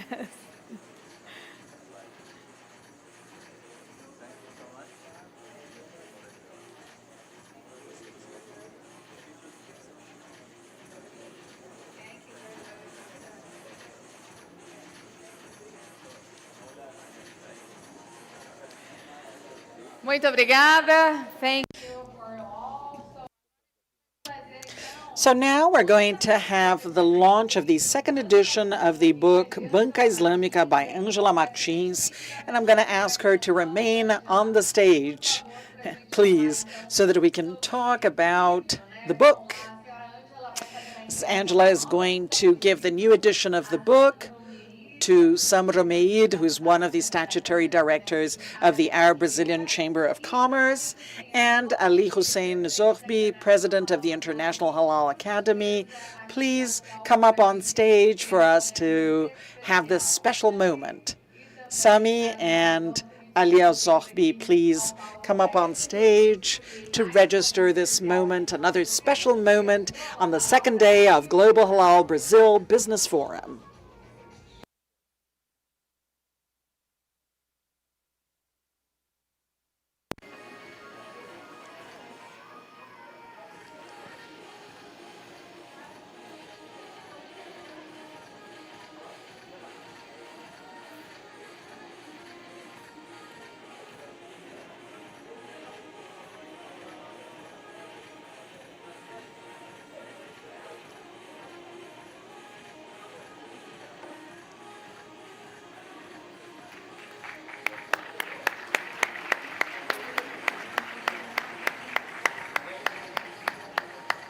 Se você me permite, só algumas palavrinhas.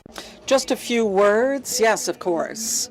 This book is actually a second edition of a book that I published in 2004 when I started to get involved with Islamic financing. And I was very interested in this issue because this was a topic that I fell in love with.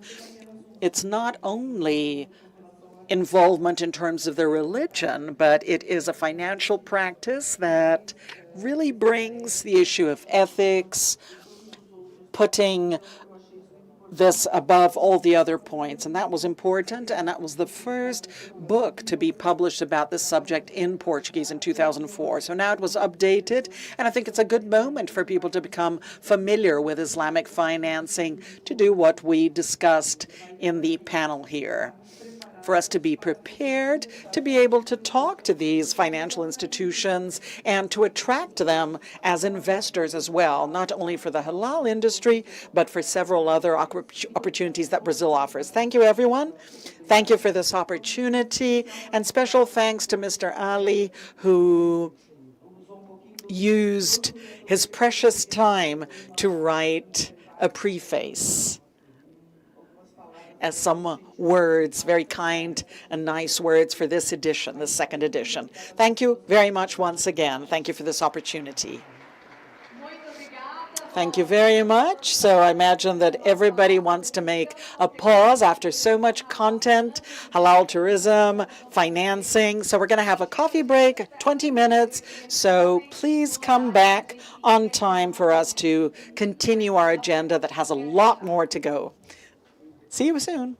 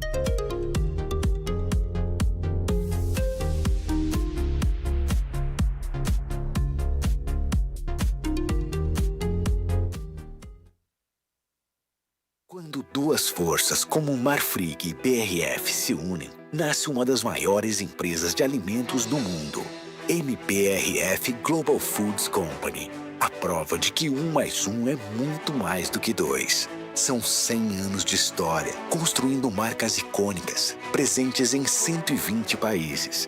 São 130 mil colaboradores. São mais de 425 mil clientes e mais de 8 milhões de toneladas de alimentos produzidas por ano, com 100% de compromisso com o planeta e com as comunidades.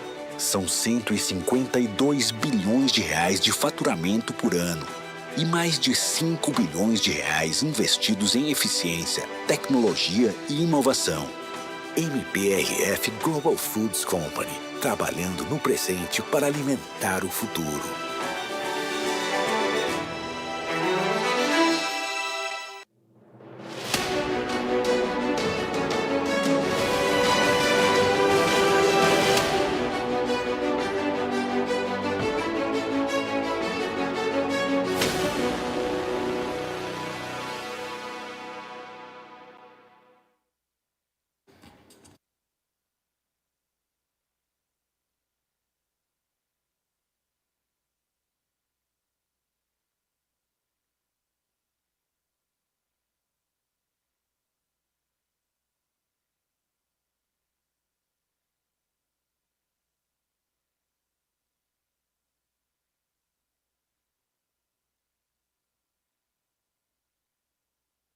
Over 70 years ago, a link between different worlds was created. The Arab-Brazilian Chamber of Commerce was founded to connect people in Brazil and the Arab countries and promote economic, social, and cultural development between regions. Headquartered in Sao Paulo, with strategic branches in Itajaí, Brasilia, Dubai, and Cairo, we are the gateway to expanding and internationalizing your business.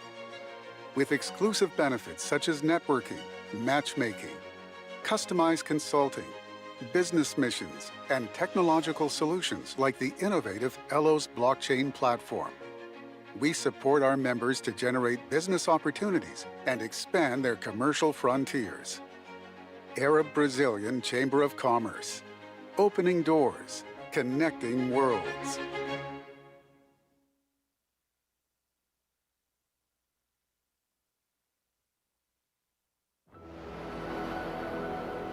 From the sacred scriptures of the Quran emerged a concept that has transcended centuries and today guides the lives of approximately 2 billion people worldwide. Halal, an Arabic word meaning permissible or lawful. These are products and services recognized by the Islamic community and valued by consumers who prioritize animal welfare, fairness in relationships, and sustainability throughout the production chain. Halal consumption is built upon an unshakable principle: trust. For over 4 decades, Fambras Halal has been building this trust in Brazil and throughout Latin America. We are a global reference in halal certification, supervision, and auditing. Operating with excellence, we adhere to technical standards and the principles of Islamic jurisprudence, ensuring quality, safe food, and transparency at every stage of the process. Responsible for the development and implementation of the halal system in Brazil, Fambras Halal holds the largest number of international accreditations in Latin America.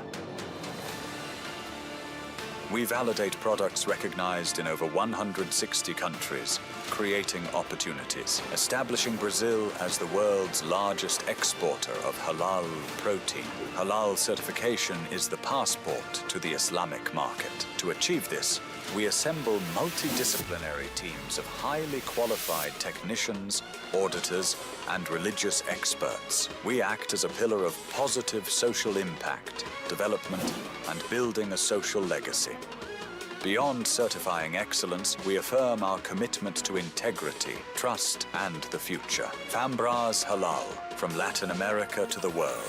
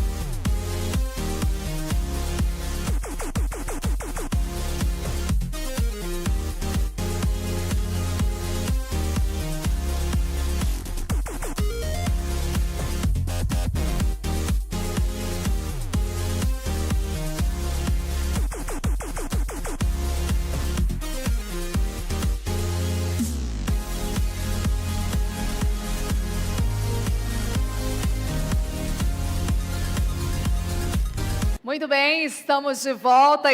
And we're back. I hope you enjoyed our coffee break. And now we're going to talk about the strategic countries located in very strategic geographical positions, and they become efficient logistics centers for the Islamic global market. And this is an important hub for the global market. So in this next panel, we're going to talk about the successful partnerships between Brazil and Islamic countries, the halal production chain, and renewable energy. So I would like to receive Mr. Fábio Siqueirino, the CEO of Deep World from the Port of Santos. Let's please give him a hand.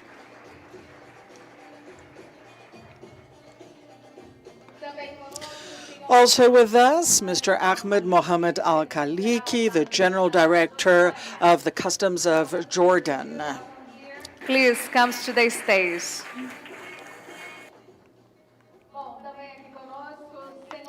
Also with us, Mr. Marcelo França Nogueira, the CFO of Selene. Let's receive him with a hand. And to mediate this panel, I would like to invite Mr. Khaled Hanafi, General Secretary of the Union of Arab Chambers.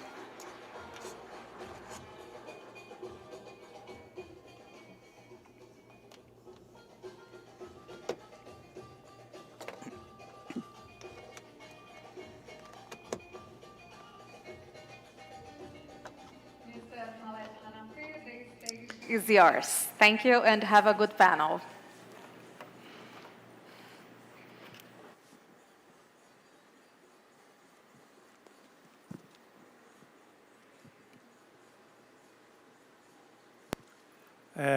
تحياتي.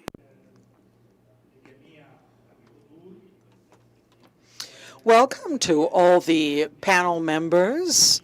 I hope we have a great panel, a very successful panel, and for us to be able to address our objectives in this panel. And they are the same objectives of the Congress. So, in a different way compared to what we saw before, I'm going to allow each member of the panel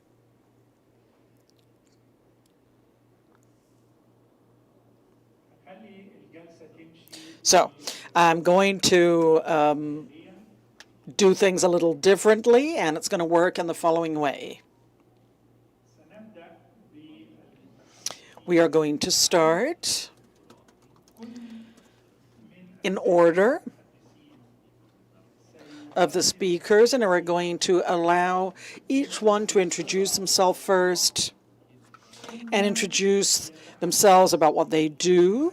And then each of them is going to introduce themselves and speak briefly about their work, their experience, the relations between Brazil and the Arab world in general. And then I'm going to comment on each, and then I'll return the word to the next speaker until we get to the end of the panel and we can make a summary and the final comments. Can we do it like this? And this is the first member of the panel. Good morning, everyone.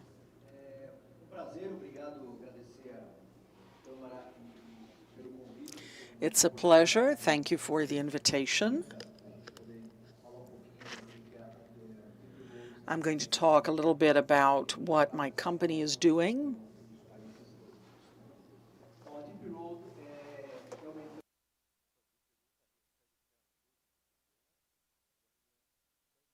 Mercado global como sendo operador portuário. Hoje nós temos 82 terminais portuários em 75 países. Eu sou o CEO do negócio Deep Road no Brasil, que compreende terminal portuário, operações logísticas envolvendo freight forwarding e Contract Logistics. Aqui no Brasil, nós temos um terminal portuário em Santos, que hoje movimenta 1,3 milhão de teus, né? Teus é um container equivalente a um container de 20 pés.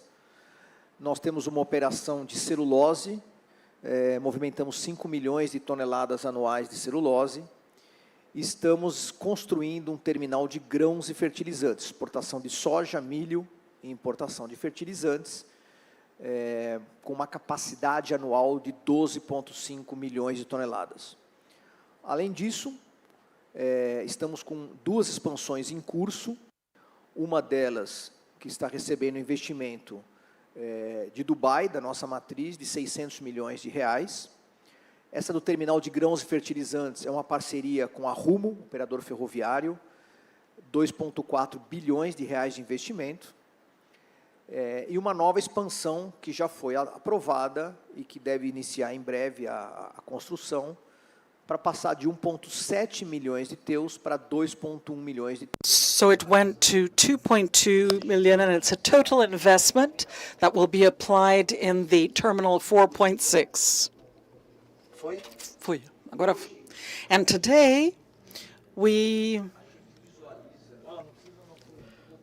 can see a huge opportunity for investment in infrastructure in Brazil. There is an infrastructure gap, a huge one, and taking advantage of the expansion, we have tried to understand the halal market and the opportunities. And even if the participation of the Port of Santos, even though it is relevant in the exports to Islamic countries, the pioneers, the main exporters, are the states of Paraná and Santa Catarina, especially when we talk about meat, protein.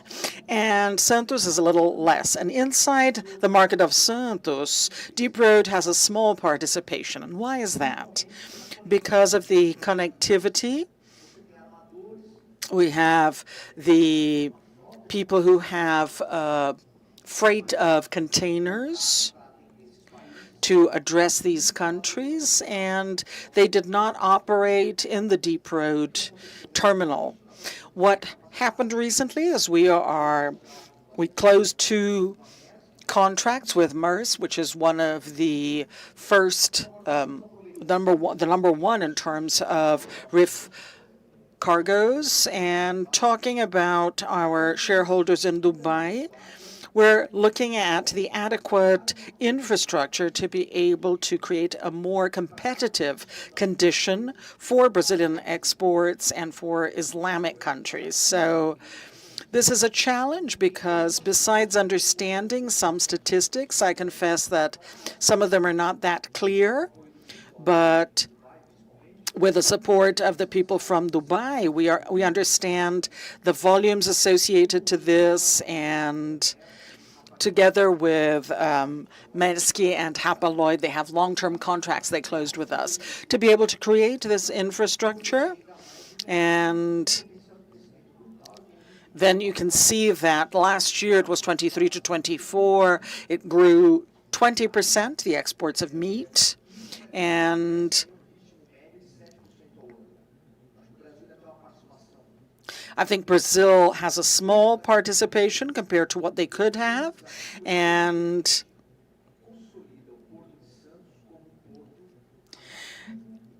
it is a competitive port for operations and for trading and Islamic countries. So that was my initial talk, and then we can develop on top of that this infrastructure that is being created and technology to address this market and increase productivity of the Brazilian products to address the market. So a very important point that you just talked about is the following. The Port of Santos,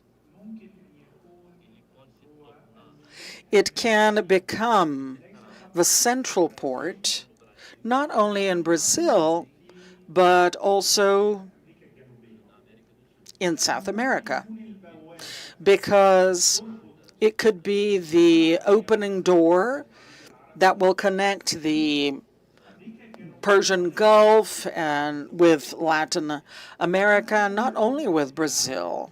And the port of Santos, you have to work on the opportunities, the huge opportunities, and to strengthen or increase the number of containers with general positions. You can create projects, and this will reduce the costs per ton that is transported, and you will increase your competitiveness. So I agree that we need to strengthen the work in the sport, and the administration sector needs to understand the need of the other side to take advantage of the existing potential in the Port of Santos. Thank you. On behalf of God, may peace be with all of you. I am Ahmed Akeri, the Director of Customs in Jordan, and also Vice President of the Customs Organization in the north of Africa and in the Middle East. And our conversation today is to say that customs are a strategic partner in international commerce, and there's an indispensable and central role and in terms of the supply chain. And this is not only in our region, it's all over the world. And we need to make it easier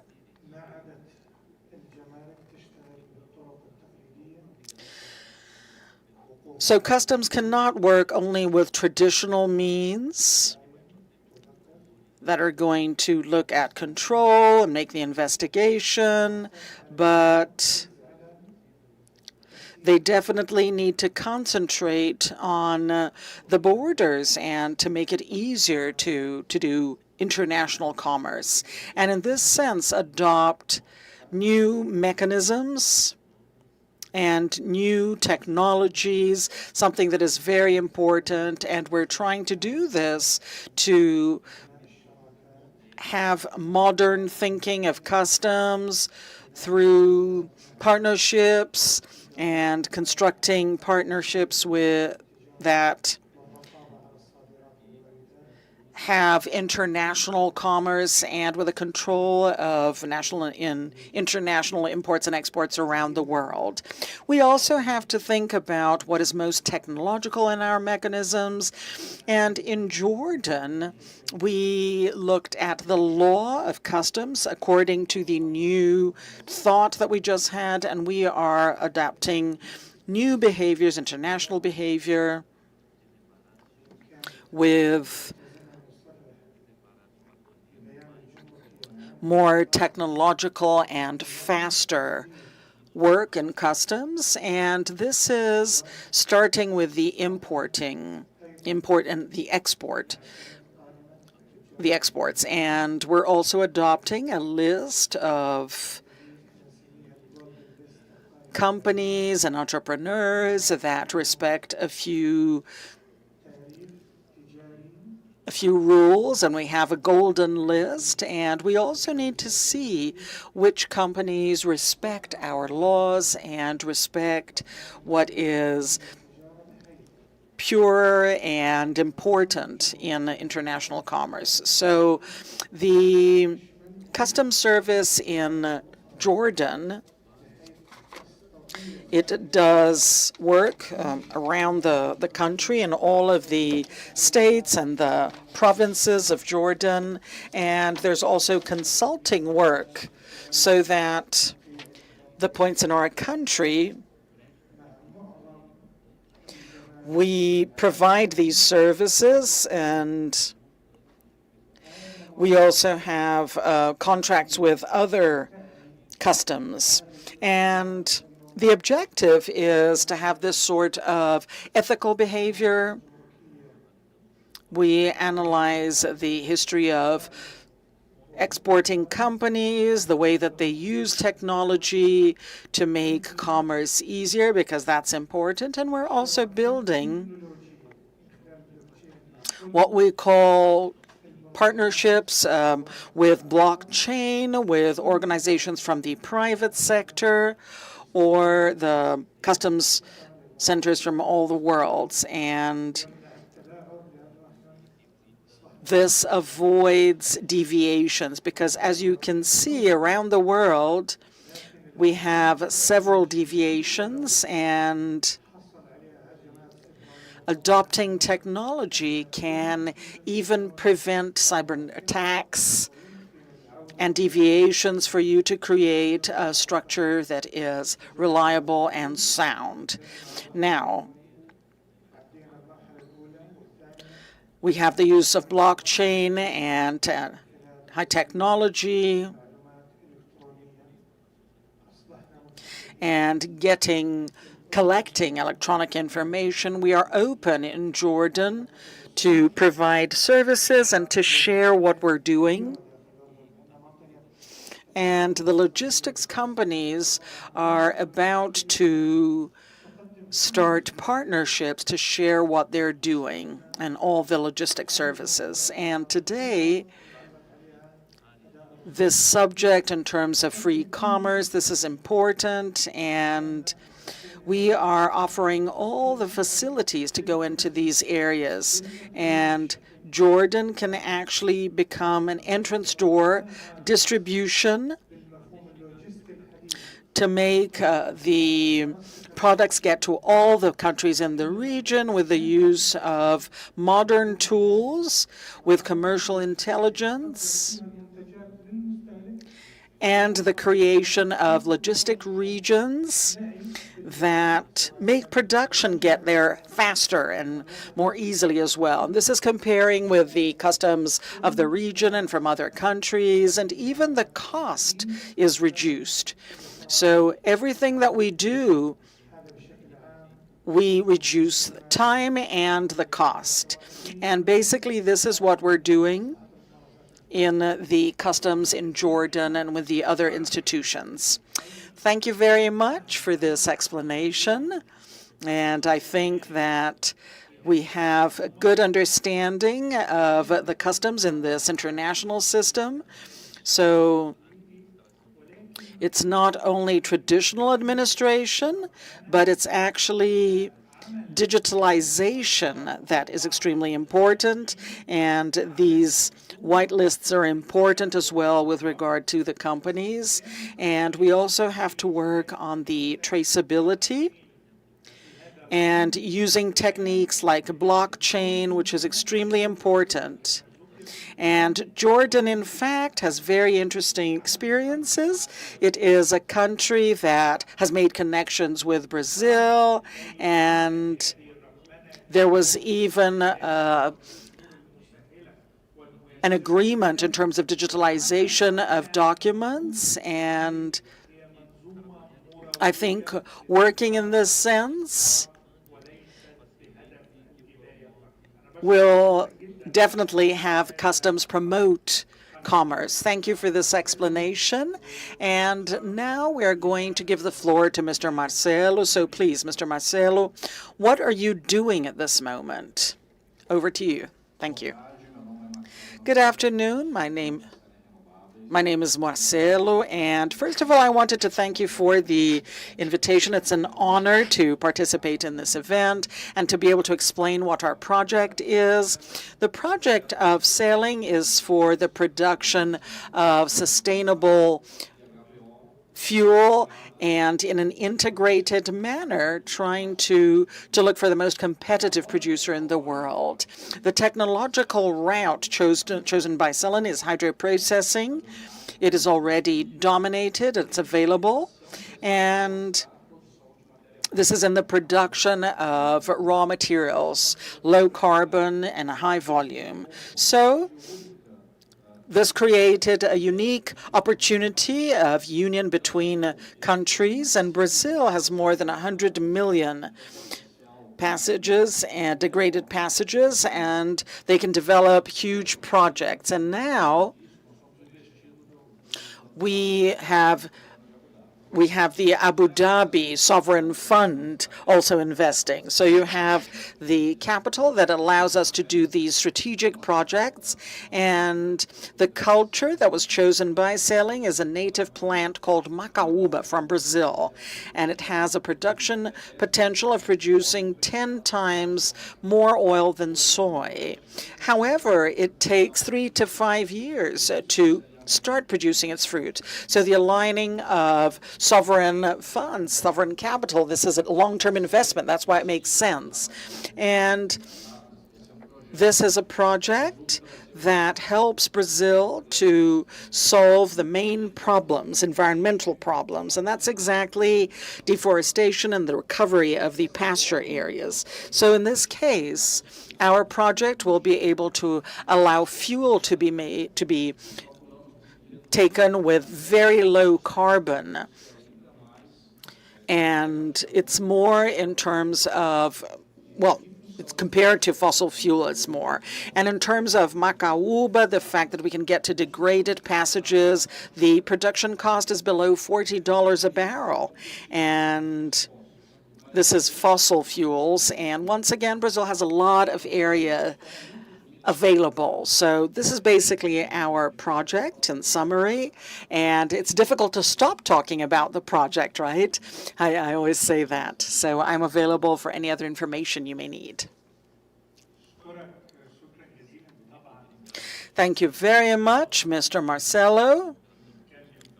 Thank you for what you just said. And we're talking about Brazil. That is a huge country and that has Project for COP.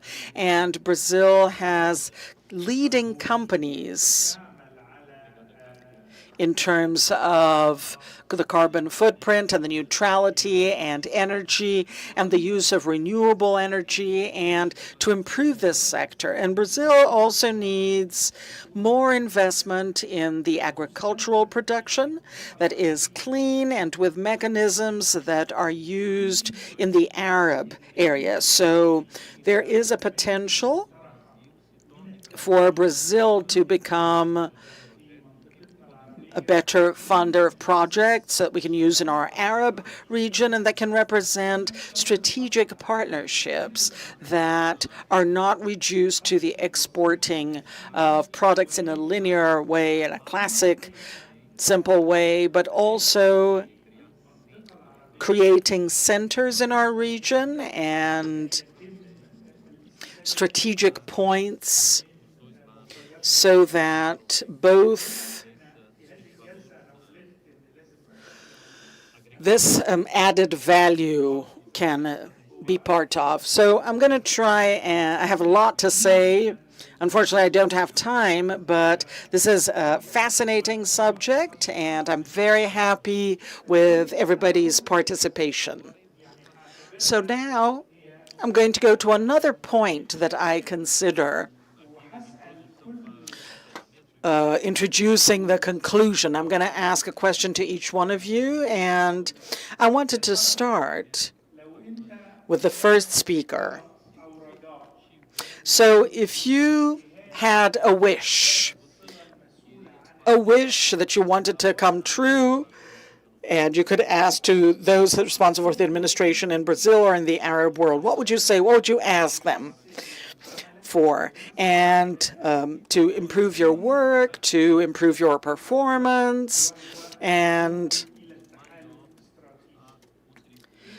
to contribute more to the strategic alliance. What can you request that can help you to achieve these objectives? That's it. All right, so let me think. One of the points, I talked about this in the beginning of my presentation, the infrastructure gap. So Brazil, the government, has worked to attract foreign investment and trying to have greater regulatory soundness. And we've been working on it. We've been working well. What I think that the countries could actually work on in this relationship here in Brazil is for us to create some processes or an environment so that the investment could become materialized faster. And I'm going to be very specific. Today, I work in a company that is very interested in investing in Brazil and that believes in Brazilian external commerce. They want to transform the Port of Santos in a great hub for importing and exporting. And all the infrastructure projects in Brazil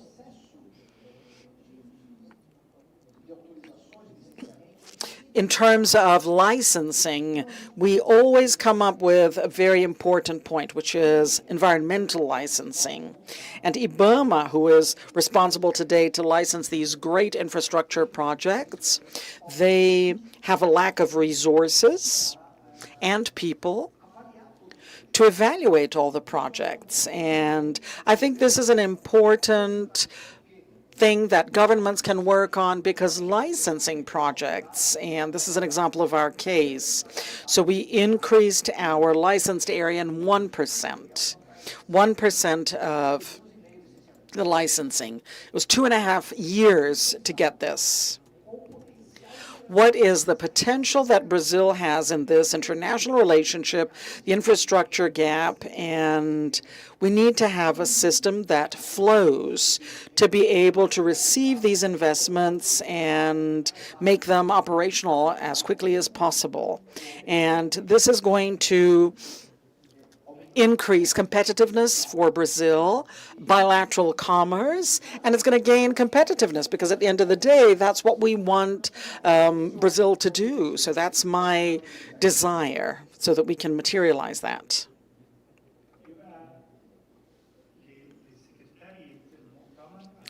The Secretariat, we have a request to work to make these processes easier, and the airports in Brazil, and I think this is the people who are going to work in this sector, and announced by the governments, and increasing investments. But for you to do this, you have to address the requests.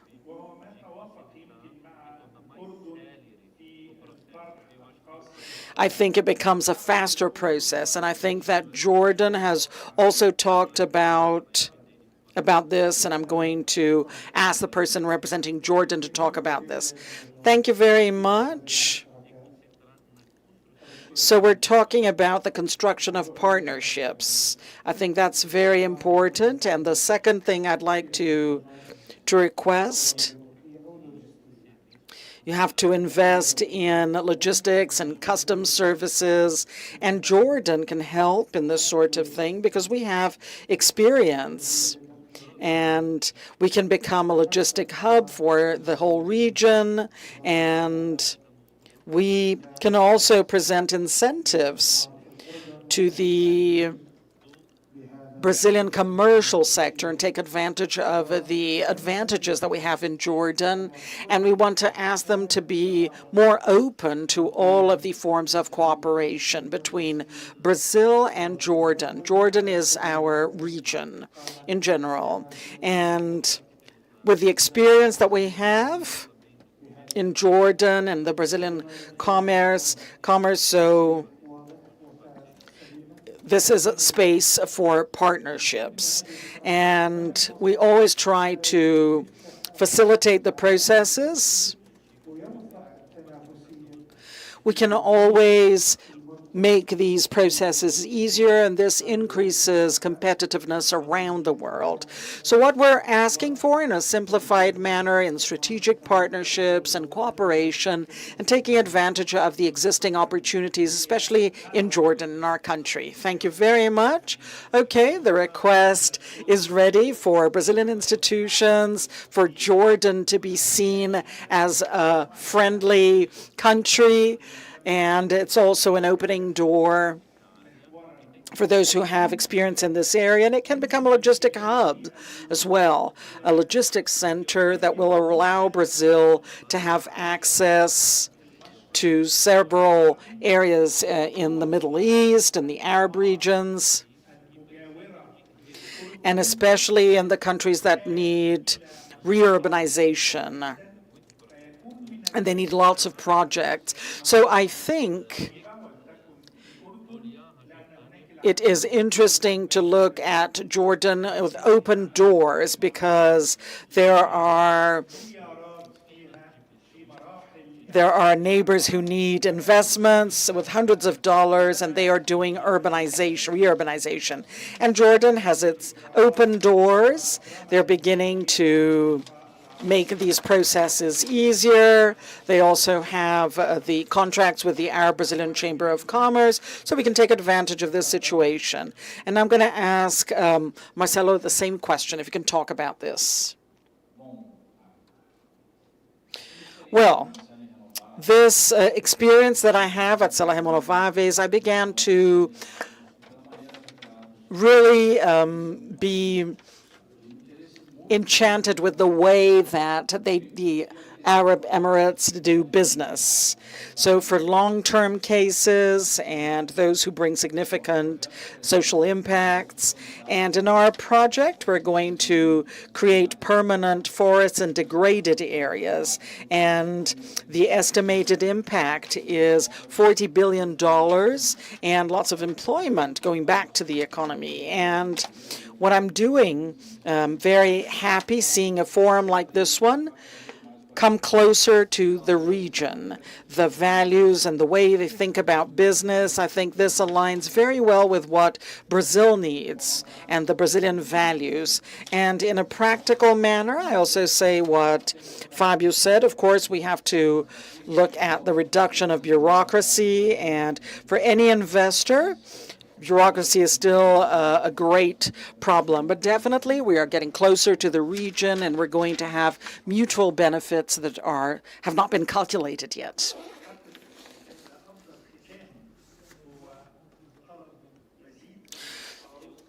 This is a request to get closer and to work together more, and strategic alliance with the Arab region. It's very promising. It has changed a lot, and in the Arab region we have 400 million people, and this Arab region represents the market that is not restricted to 450 million people. It goes beyond 2 billion people, because the region has contracts. It has commercial relations with partners in Africa and Europe and in the Asian region, so it's much bigger than what we imagine. The Arab region is not... Well, there are 22 countries, and you can divide them into 3 or 4 categories. So when you deal with the Arab region, you cannot generalize. And there are states that have resources, and there are some countries that don't have human resources or financial resources. So you need to have this distinct view of the Arab countries. There are places that need reurbanization, and practically all the countries. They have a coast, they have natural resources, and you can actually direct your business to take advantage of this. Thank you very much, Marcelo, for the appeal that you just made to the Brazilian government for them to take a closer look at the construction opportunities and that are not restricted to the markets, but looking for strategic partnerships that are quick, because it's not the same. And the Arabs have opened up more to other sectors and new markets. And with our Arab nature, we have the tendency to want to work with Brazil because we love the country and the culture. Receive our honor from Arab Chamber and from Brás Halal and to take the official photo. E os nossos agradecimentos, então, aos nossos... Thank you to our panel members once again who are going to receive. And then this is going to be given by Alessandra Friso from the Arab Brazilian Chamber of Commerce and Omar Shahini, the Commercial Director of Funbras Certificadora. So please give the gifts to our guests.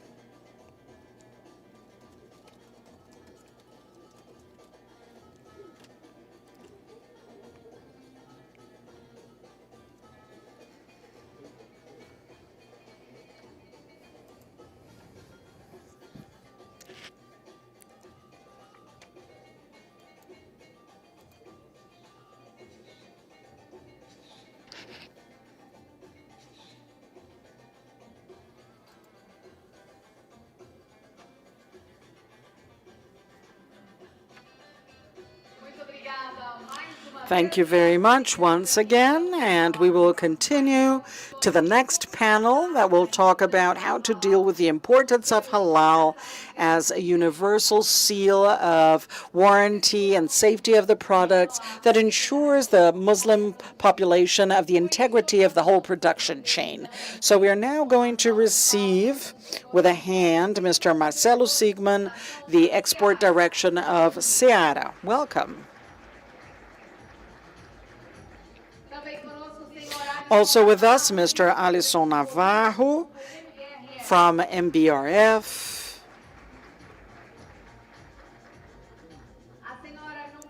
Ms. Nurhan Hafez, the Manager of Communication and Marketing from the Islamic Chamber Halal Services. It was a very pleasure to receive you here.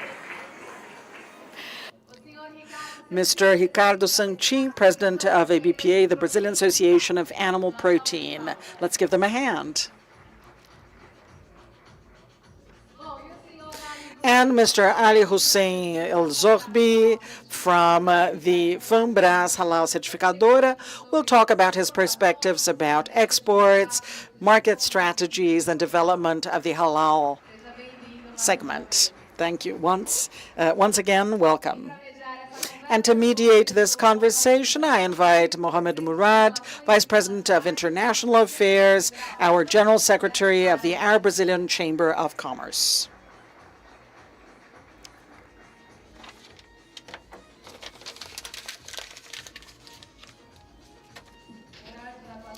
Murad, the floor is yours. Good afternoon, everyone. Before Renata leaves, I'd like to make special recognition to the wonderful work made by our MC during these 2 days, and also say that Renata is a statutory director of the Arab Brazilian Chamber of Commerce. Let's give her a hand. Thank you. Thank you. Good afternoon, everyone. This is the last panel of the day, but last but not least. So, as you can see in the title of the panel, we're talking about halal as a warranty seal. And for the Muslim consumer, it's important to say that quality by itself is not alone. is not the only thing, let's say. The halal seal is not an option. It is a need. So the Muslim consumer needs to have this seal to guarantee trust in the product. Remember that halal is a seal of permission. So you can consume it in the supermarkets, in our stores, in our drugstores, in our cosmetic stores, and fashion. All of them have high quality products, but it does not mean that these products are going to be consumed by Muslims, right? So there is a great difference here. Now, a great challenge, as was said before, is to create the possibility of an alignment in the halal seal. So this makes the lives of our exporters easier, especially those who are not in Muslim countries, as in the case of Brazil. And having said that, and I'm going to ask our panel members to please, well, I'm going to make a single question, and I'm going to ask you to add your final comments because our time is quite limited, and this is the last panel. So I'm going to start with Marcelo. So Seara uses certification to guarantee that the products are available in all the markets, especially countries that value very strict traceability and quality standards. So is this the Brazilian seal? Is it a way of having these requirements? The Brazilian halal seal is known around the world, and I'm going to talk about poultry, which is my area. So in the world, there is no country that is not a Muslim country like Brazil, not as big as Brazil, that is recognized, that has a recognized halal seal. I'm going to give you examples. So today, for example, in a European country, the Brazilian halal seal is better recognized than the European product.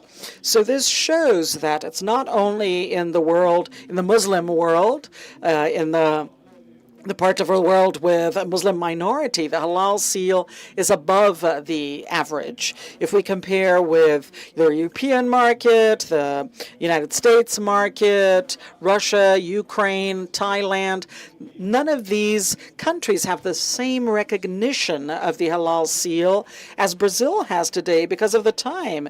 So Brazil is the biggest exporter of animal protein, halal protein in the world. It has the seriousness of the sector, and I think many are involved. People started back then with this sort of work, and we have seen this, and it's consolidated. It's very consolidated and recognized around the world. Now, in your opinion, let's just do a follow-up. So how can we replicate this safety that we have in the halal protein and other products from other segments here in Brazil? I think it's really, the seriousness of the work, the certification, and the work that is done. It's strong also with authorities. And we see this according to the event, the involvement of international authorities for them to come to Brazil and for them to see how it's produced, the seriousness of the companies involved. So this is work that has to be sectorial, and each sector will have its association that takes care of exports, and it's basically time. And it involves a lot of dedication and a lot of time for this to have recognition at the end. Thank you, Marcelo. So I'm going to go to Alisson Navarro from MBRF. And I'm going to ask the following question. So considering that the demand of halal protein is a global trend, it's not only limited to the Arab and Islamic countries, how has MBRF been positioning itself to address this market in different regions of the world, not only in Islamic countries, but outside the 57 countries that compose the OCE? Well, good afternoon, everyone. Thank you for the question. When we look at the platforms of production in our group, so they are spread out in several countries. We have production factories in Argentina and Uruguay and all GCC, and we provide high-quality products, sustainable products with criteria that is very high standard. And when we look at countries, especially those that are not part of this, demand has been growing in the last few years. So I think there's a great example of Asia, especially China. China has been demanding every year that goes by. They have more certificates and more halal certificates, and we can see that there has been growing demand in the countries, the non-Muslim countries. This has been growing over the last few years. And when we look at this, and we're going to go back, when we look at GCC, our brand Sajia was the first one to export to Saudi Arabia, and that's more than 50 years ago. And it is the brand that has been most recognized. In GCC, we have 76% of market share. But it's not only talking about poultry. When we talk about bovine meat, it's exactly the same criteria, the same demand. So we have two great companies that produce and are focused on the halal market. Now, talking a little bit about the focus of the group, yesterday we announced a spin-off of our business in GCC. So what the BRF group did, we separated the operation that we had in the Middle East, so the distribution, all of the factories that we had separated from the group, and we made a joint venture with a double subsidiary in Saudi Arabia. So it is a division that was created starting yesterday, focusing mainly on distribution, local production in all of the region. And of course, it's local production, not only for the local market, but also to replenish several other areas of the world with poultry and bovine products. So this spin-off includes poultry as well as bovine products. Thank you. Let me just ask a second question. So MBRF, can it measure the percentage or the share of these halal products that go to other places that are not Islamic countries? Well, it's a number that we don't usually disclose. When we look at the total revenues from our company coming from halal products, we can consider about 20% today. 20% is in GCC, and we have another 10 to 15% focused on other markets. And this is when we look at the consolidated revenues of the group. Consolidated revenues, I consider the internal market as well as the international market. Thank you, Alison. So now I'm going to go to Ms. Moran. With the presence of a halal seal in the products, does that influence the users, the consumers, right? And what is the role of the platforms, social media platforms, to disseminate the information? So much for the invitation and for this amazing conference, and I'm so grateful for this opportunity. Regarding the Halal logo actually adds credibility to all consumers. This gives all consumer the trust of this product, that this product is not only Halal certified, it's a very high standard product, and also many local and international brands now are going to be Halal certified to access global markets and to be consumer friendly. Many consumers now are having a change marketing attributes. They getting their trust and their credibility from social media, because social media we're in a social media era. We've got 5.24 billion active users on social media. And the dissemination of correct information is very important for halal brands to define the story behind the brand and how they are adding a value-driven story about their brand is very important. So credibility and consumer trust is the way to all companies to give the wider exposure for their brands for consumption. Ms. Nurhan, let me ask you a follow-up question as well. How do you promote this interaction between users of social media and the halal manufacturing companies, or companies that manufacture or that produce halal products? Not only focusing on food, but also in other segments, like cosmetics and pharma and fashion.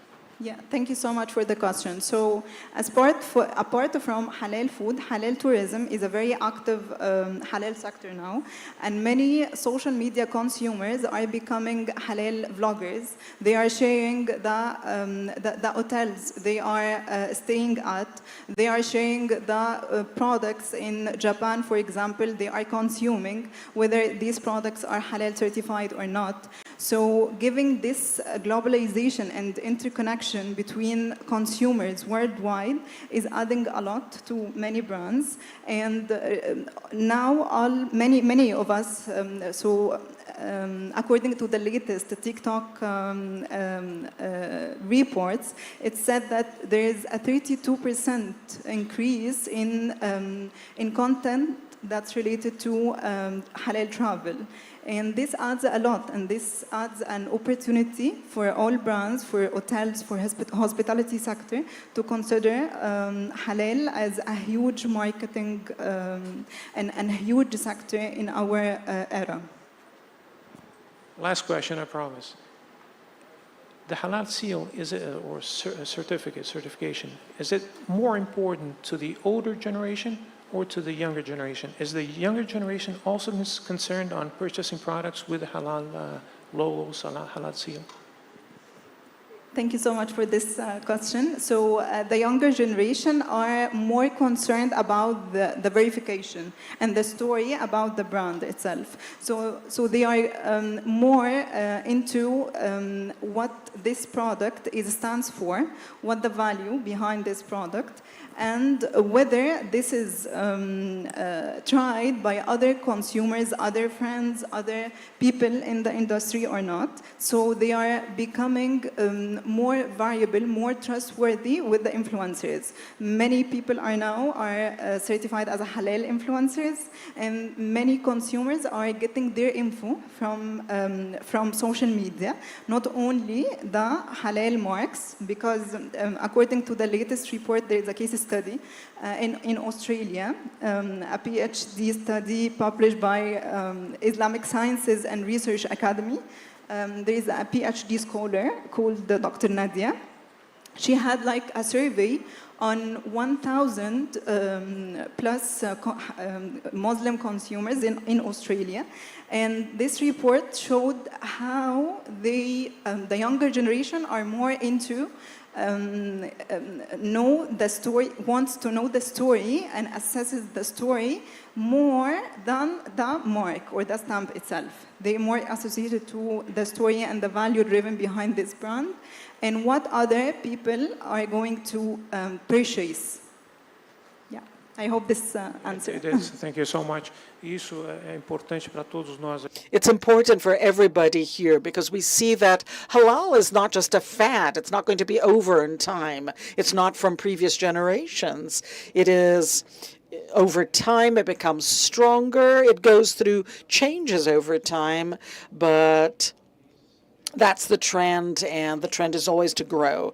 So now I have the pleasure of asking our dear Ricardo Santin to say a few words. So Ricardo Santin got here yesterday from Indonesia and Malaysia. He was with the presidential group, and I met him during the coffee break, and I said, please, Ricardo, I need you to talk about the importance of the halal seal.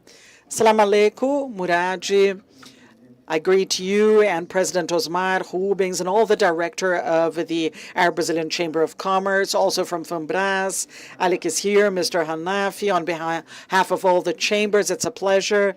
And before speaking, I'd like to do something that is not according to the protocol. I'm saying it's already worth having come here. I came from Malaysia. I got here at midnight. But I'm so happy for coming because I saw my dear friend Mohamed Zogbi. Very happy, present, and it was great to know that the prayers that we made in your favor helped you to overcome your health problem, and I was very happy to see you here. So thank you on behalf of Mohammed. He was always one of the builders of this, and being here with you makes me very happy. Now, to talk about the halal principle, a country that is the biggest exporter of animal protein in Brazil, BPA, and these are the two biggest companies in the world, and we're talking about something that is natural for us. Today, we're not able to dissociate the production of our halal. The halal production in Brazil is bigger than the export, and more than 36% of what is produced and exported in Brazil goes to Islamic countries and the Islamic communities around the world. And with a seriousness that is built with FAMBRAS and all the other certifying agencies here, HAL Approval, Acijala, SEAL, all of these certifying companies. FAMBRAS is a member of our board in BPA, and together we have built this consistency of the image. And when we got to BPA, we say, oh, there's something, wait, I'm going to talk to the specialists. And Brazil, from the first moment, he taught me, and the seal is notorious. So it's important for young people, for them to know that they're eating something safe. So the health that is in animal protein is present everywhere. But the fact that you're absolutely sure that you're eating something that was made inside a slaughterhouse, respecting the legislation and the beliefs, actually makes you very happy to consume this product.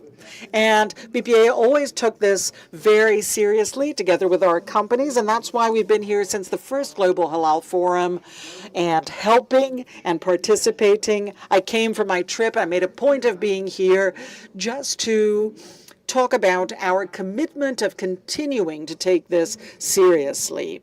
And the seals, this is a way to communicate this message to our customers. So I'm very happy to be here. Thank you for allowing me to participate with you. And I'm talking about Brazilian poultry, the poultry and the eggs, and we would like to comply with the requirements of the Islamic religion and make a production that will help to feed the population that is going to grow the most in the world, probably. So, Ricardo, you are already a warranty seal, definitely. Thank you. So, Ali, over to you now. In your opinion, why is Brazil the biggest success case in the production of halal animal protein, and what are the factors that you consider that transformed the halal seal into a universal trust seal? Thank you for the question. Salam alaikum. May peace be with everyone. It's a pleasure to have Marcelo Sigma, Allison, and I was also pleased to hear the comments from Mrs. Newham, and very well elaborated, and the words of Sung Ching that actually tells us how we built this reputation. And we can talk a little bit about some points that I think are important. So the first one, Brazil is a LICO country, and if it's a LICO country, there is a certain characteristic. It actually respects all religious manifestations. And there's this idea and concept of respecting another person's view. So this is a wonderful thing in our Brazilian citizenship. That's where I start. So success is according to this model that we have here in Brazil. And I would say that we have to rebuild this a little to tell a quick story. I promise it will be quick. In 1976, we exported halal animal protein for the first time to Saudi Arabia and Kuwait. And at the time, they asked us for 650 tons of poultry. And we were not able to produce. One company was not able to produce that much. So we brought companies together, some competing companies, and they were able to produce 650 tons of poultry in 1976. Now, at that time, they created the beginning of what is this great association, which is BPA, which is UNEF, the National Union of Poultry Exporters. And at that moment, in the ship with a Chilean name, Aconcagua, this first ship took this first cargo. It would not be possible if it weren't for the view of somebody that was my dad, that is not with us anymore, who saw this potential in Brazil of providing halal to the Muslim world. And it helped to organize this, founding Fambras Halal on that occasion. Now, after many years, we closed 2024, including bovine meat, with 3 million tons. 3 million tons and 1,500,000 direct and indirect jobs. So that's a huge potential for our country. And then after China and United States, it's the Islamic world that comes in the ranking. And during the whole forum, that's what we talked about. Now, what I see that is more relevant is that this construction came through a certification, and it happened through entrepreneurs that had a view, that invested, that made a transformation to address this market. And I'm going to say that besides this human material that over decades evolved. So recently, talking to Marcelo and to Allison, we can see how they are experts at understanding, even inside the Muslim community, the cultural differences between countries. They specialized themselves, they adapted, and therefore they were able to bring an ingredient that is extremely important in the evolution of the sales process. Understanding, respect of the different cultural differences in the Muslim community in general. So this is maybe what, well, besides the effort of the Brazilian government as well. The Brazilian government forever was side by side with the associations, with the entrepreneurs, with the certifying companies to be able to build this trajectory, this great success case, which is Brazil. The Brazilian government, through time, has always provided support for this to happen. And let's remember that in every plant, you have an auditor coming from the public sector who knows halal and who talks and wants to respect the sanitary rules. And that's why I say the halal seal in Brazil comes in as a general view of the religion that comes from the Islamic tradition, but it has definitely become universal, and it ends up having this characteristic that I would say, a universal characteristic looking at the future. So I'm going to remember that China today certifies halal the most here in Brazil. So when they asked this to the Chinese ambassador, and he said, why not? If this seal brings me quality that I don't have in any other. So we are in a moment that is quite important. We are reaffirming halal as a universal quality seal. Thank you. Thank you for your words.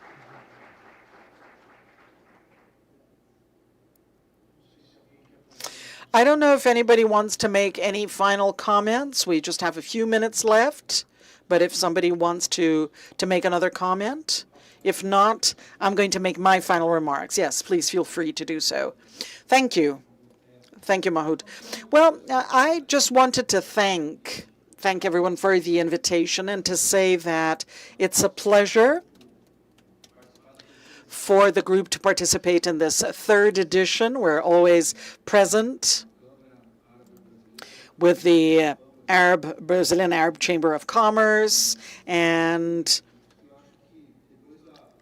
so yesterday was a huge step with regard to the focus in the halal world, and especially in the region of the Middle East, GCC, and I think that now, I wanted to give you a spoiler. We're going to watch a video that was launched yesterday, and we create the halal sajia. Thank you, Alison. So before the video, actually it was a great step for Brazil and for Saudi Arabia as well. So as you saw, halal is a seal that makes things easier, and it also adds things. So we need to have, also here in Brazil, this is something that I wanted to do. Marcelo, Alison, Aliki, 50 years, and Ricardo Santin as well. 50 years doing this, right? Ricardo Santin as well. So let's bring halal inside our domestic market. Today, of course, it's easier with e-commerce, with delivery, and you can make it get to your home. It's not enough. We need to be able to have the same convenience if we live in a house, in an apartment, a few meters from our house. So we have stores, we have supermarkets, we have to have our niche. So today, it is not, the census is not specific about the Muslim population that lives here. And it's 500,000 to 1 million.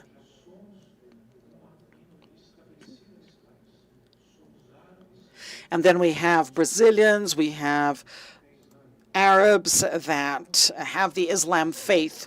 We are here to stay. So this is our home. That's why it's important to have halal here as well. And it's very easy to find products from Sadia, from JBS in the supermarkets around the world, and Australia and the United States. And we want to bring halal in Brazil with a halal seal in our market, and e-commerce as well.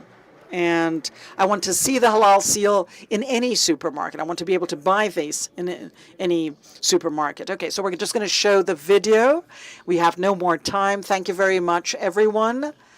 Thank you to our speakers, Alison Ching. Thank you very much. When two forces like Marfrig and BRF come together, one of the largest food companies in the world is born. NBRF Global Foods Company. Proof that 1 + 1 is much more than 2. It's 100 years of history, building iconic.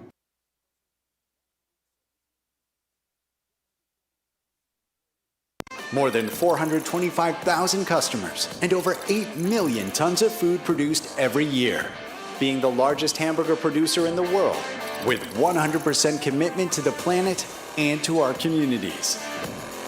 With annual revenue of $30 billion and over $1 billion invested in efficiency, technology, and innovation.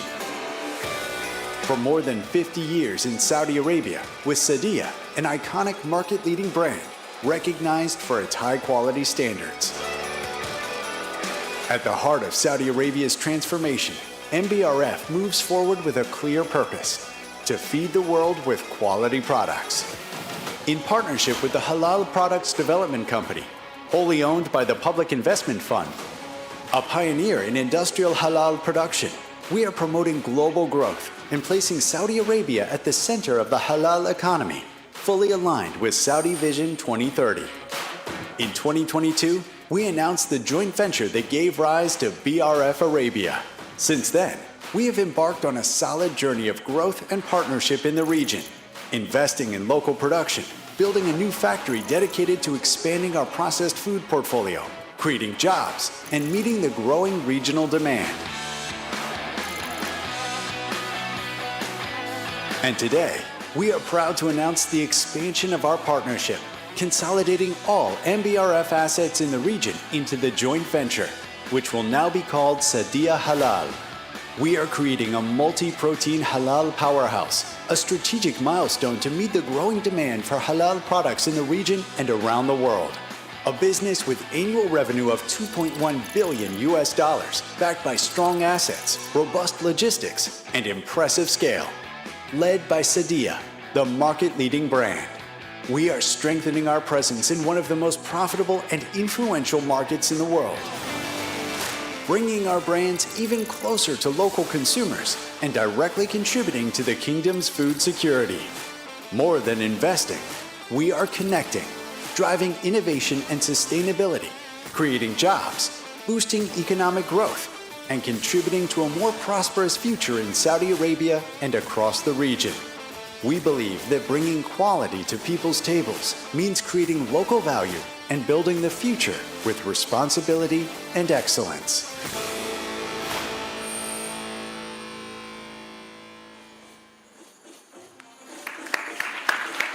Muito bem, agradecemos então mais. Thank you once again for the participation of our panel members. We're going to receive our gift from the Arab Brazil Chamber of Commerce and Fambras Halal from Rubens Anumi from the board of the Chamber, and Dr. Zohar Rao and the technical and religious from Fambras, Director of Fambras. Thank you very much.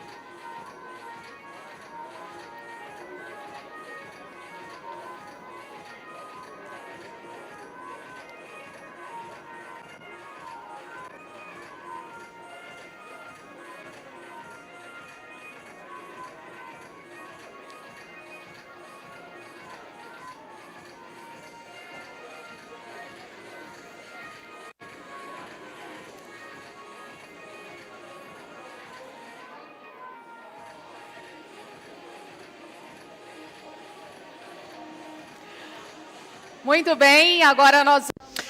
And now we are going to watch a presentation about the international market, beef market. So I'd like to invite Mr. Luc Vian, Intelligence Director of ABIEC, of the Exporting Industries for Meat. Welcome, and let's give him a hand.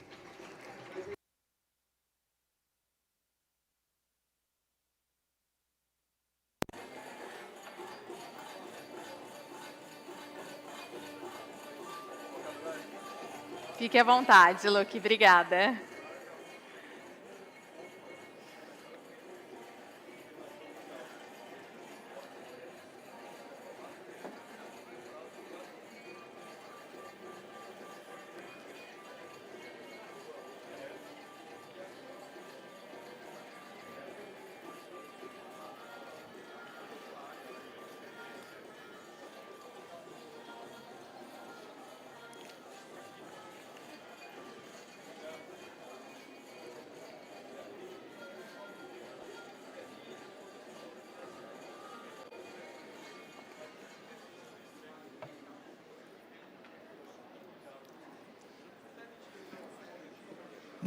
Boa tarde a todos.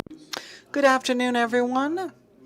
Because of the time, I would like to thank you for the invitation from Fombras Halal and to speak on behalf of ABIEC and to be able to talk about the industries that export bovine meat.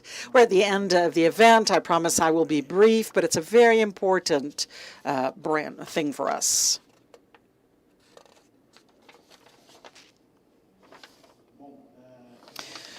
So I brought a picture of what the halal market is for the Brazilian bovine market. And this is the scenario from 2020 to 2024. We can see that in a consistent manner, the halal market has absorbed more than 15% of all exports. It's a significant volume that we export, and it's something that is difficult to measure, because it is a global presence of the halal market. But I wanted to highlight something that is very important. In 2024, we had an increase in bovine meat exports in Brazil, more than 60%. It's a very relevant volume.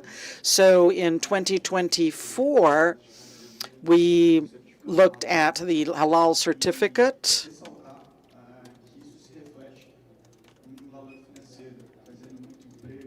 and then bringing lots of jobs, not only in Brazil, but around the world.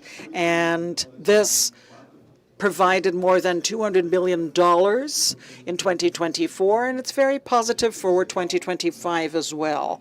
If we look at the last graph, we have September 2025. We can see that it is a bigger volume compared to 2023, so we continue in this path. ABIEC, together with Fombras Halal, we are still exploding in terms of the number of plants and destinations and countries, so we really believe in this market in the long term. And we have been reinforcing not only quality, but also sanity and sustainability, as has been said. Respect in all our markets. And to close, I wanted to bring something specific from 2025. It is a market that gains relevance, and there's an average monthly average. We can see that the halal seal is able to absorb more than 40 million tons of bovine meat. It's an expressive volume in our exports. And at the end of the day, this has revenues greater than $60 million. And the market has been expanding as well. We start the year with an average price of $4,100, and in September we're already at $4,600 a ton. So it's a market that has been recognizing our quality increasingly, and we intend to do some work together, as has already been done with Fambras Halal, of expanding this partnership and reaching new markets. So it is a brief message that I wanted to bring to you that bovine meat, on behalf of Abieki, is committed. We look at this market with love, and we believe in the present and the future of this market. So it's an honor to be here representing the industry and being able to launch this together with Fambras Halal, with our book, and to be able to have bovine meat around the world. Thank you. Thank you, Luke. And I would ask you to stay on the stage, and we're going to give the Brazilian book about beef and talk a little bit more about this. We have the story, the history of halal certification in Brazil, and a panorama of the beef market, bringing insights about international exports, the relevance of the exports. And I'm going to call onto the stage Mohamed Abdomineto, our treasurer at the Arab Brazilian Chamber of Commerce, and Mr. Mohamed Zohbi, the president of Fambras Halal Certificadora, to give the gift. And this is the official moment of the book, and photographers are ready for this moment. Thank you, and let's give them a hand.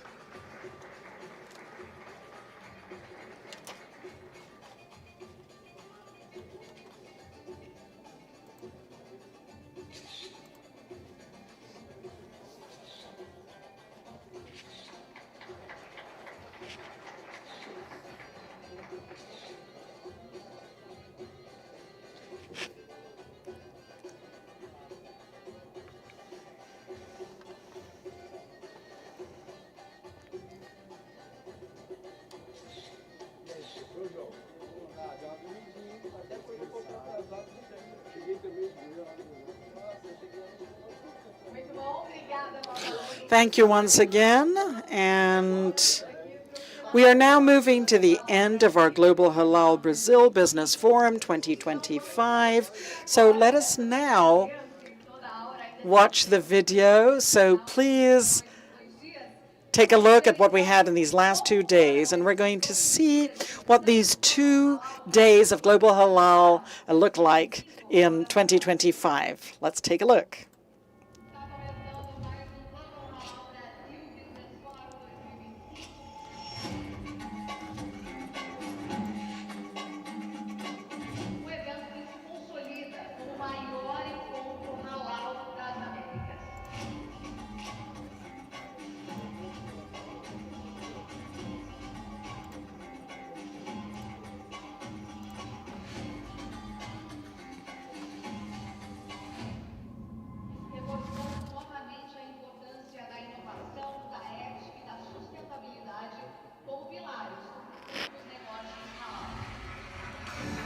Connections, business, innovation, sustainability, halal.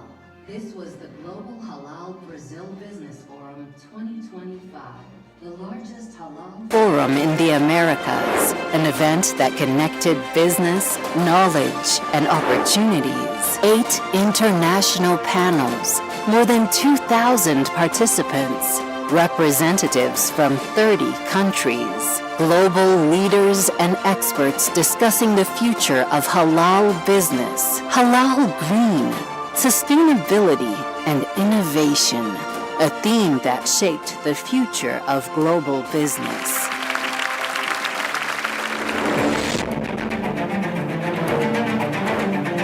Está começando o nosso segundo dia do Global Halal Brasil Business. This is the second day of our Business Forum. Established itself as a global reference uniting tradition, technology, and innovation. Business that connects cultures, ideas that drive global transformation, values that shape a more ethical and sustainable future. Global Halal Brazil Business Forum 2025. The future of halal business is here. Ilalecha. See you again in 2 years.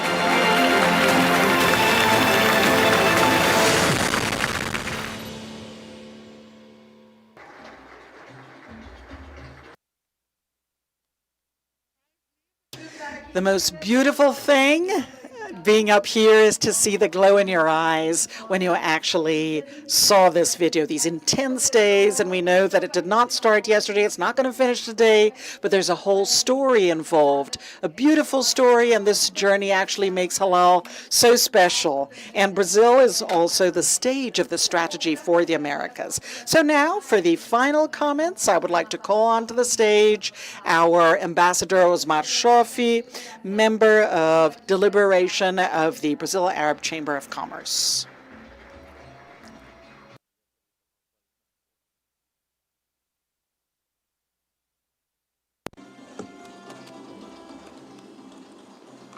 Boa tarde a todos. Eu não quero me estender muito, porque esse último vídeo aqui da Sadia, acho que abriu o apetite de todo mundo, e logo depois nós vamos ter o almoço. Mas não queria deixar de, no encerramento de mais essa edição do Global Halal Brasil Business Forum, manifestar a grande satisfação que a Câmara de Comércio Árabe Brasileira recebeu todos vocês, palestrantes, parceiros, amigos e autoridades que, ao longo desses dias, contribuíram com reflexões, informações e experiências sobre a inserção crescente do Brasil no comércio que o Brasil já mantém com todos os países da Organização para a Cooperação Islâmica. E essas discussões certamente deixaram claro que o Brasil é, sem dúvida, um protagonista global no fornecimento de alimentos halal. E aqui, como já foi dito, um parceiro confiável, competitivo e respeitado no mundo islâmico. Mas também ficou evidente que o potencial brasileiro vai muito além desses segmentos. E há um vasto campo a ser explorado em outros setores, além desse importantíssimo setor de alimentos, como os cosméticos, os produtos farmacêuticos, moda, mídia, turismo, entretenimento e serviços financeiros com certificação halal. Essas áreas crescem rapidamente e refletem os novos hábitos e valores do consumidor muçulmano contemporâneo. Eu queria ressaltar também que os esforços da diplomacia brasileira em estreitar laços com os países muçulmanos são fundamentais para que o Brasil avance nessa direção e alcance o objetivo de diversificar ainda mais suas parcerias comerciais no exterior. É importante ressaltar que o Brasil e os países muçulmanos e árabes compartilham muitas similaridades e interesses convergentes. E essa afinidade de valores, além da presença da nossa imensa comunidade árabe brasileira, a nossa convergência de perspectivas permite construir com todos esses países parcerias estratégicas, aqui como foi ressaltado também pelo nosso querido amigo Dr. Hanafi, parcerias estratégicas que vão muito além do comércio, alcançando áreas como ciência e tecnologia, educação, sustentabilidade, o halal green e inovação. E é importante reconhecer também, e isso às vezes não é muito conhecido no Brasil, que o mundo muçulmano vive hoje um movimento de grande dinamismo econômico. Trata-se de uma região marcada por crescimento populacional, e aqui o Dr. Ali Zog me deu um dado interessantíssimo, é que 65% da população do mundo islâmico hoje tem entre 15 e 35 anos. Isso é um potencial extraordinário. E o Brasil deve aproveitar esse potencial, porque ele realmente representa um elemento de desenvolvimento econômico muito grande. Esses fatores, é claro, ampliam o potencial de consumo e tornam esses mercados cada vez mais relevantes e promissores.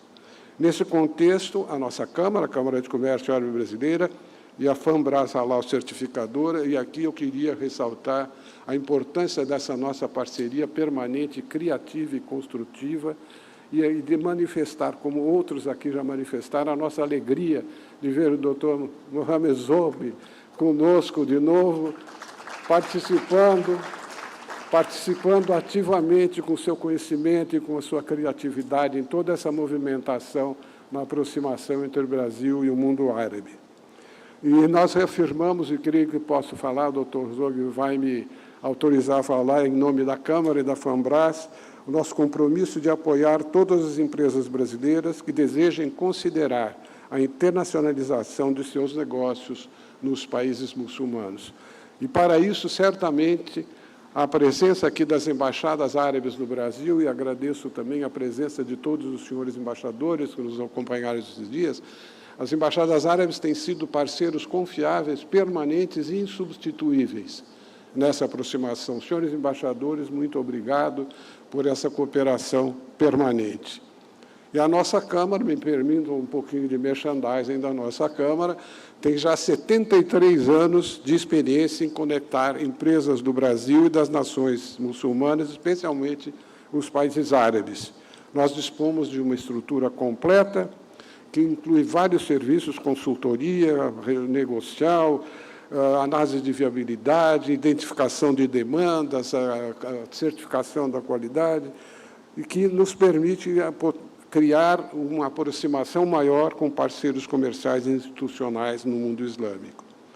Então, aproveito já esta ocasião para informar que, no próximo ano, a Câmara de Comércio Árabe Brasileira realizará mais uma edição do Fórum Econômico Brasil-Países Árabes. Esse será o nosso próximo encontro, ele um pouco que complementa aquilo que nós já fazemos no nosso GHB, porque ele será uma nova oportunidade para reunirmos governos, empresas, lideranças em torno do objetivo comum, de fortalecer os laços entre o Brasil, o mundo árabe e o mundo islâmico em geral.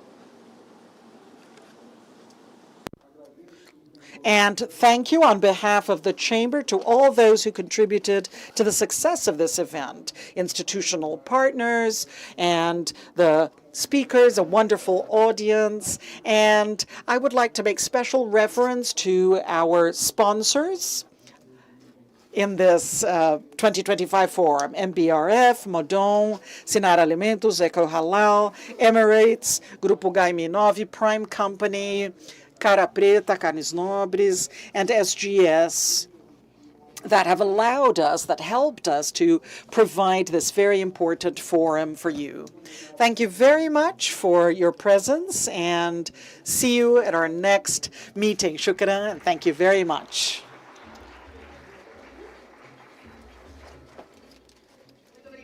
Thank you very much to our dear Ambassador Osmar Shofri, and I'd also like to invite onto stage for the final comments Mr. Mohammed Kosemit, the Fambras Halal Certificadora President.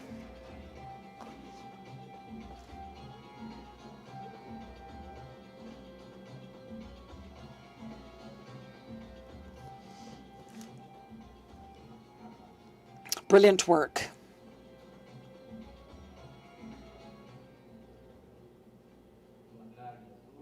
Thank you.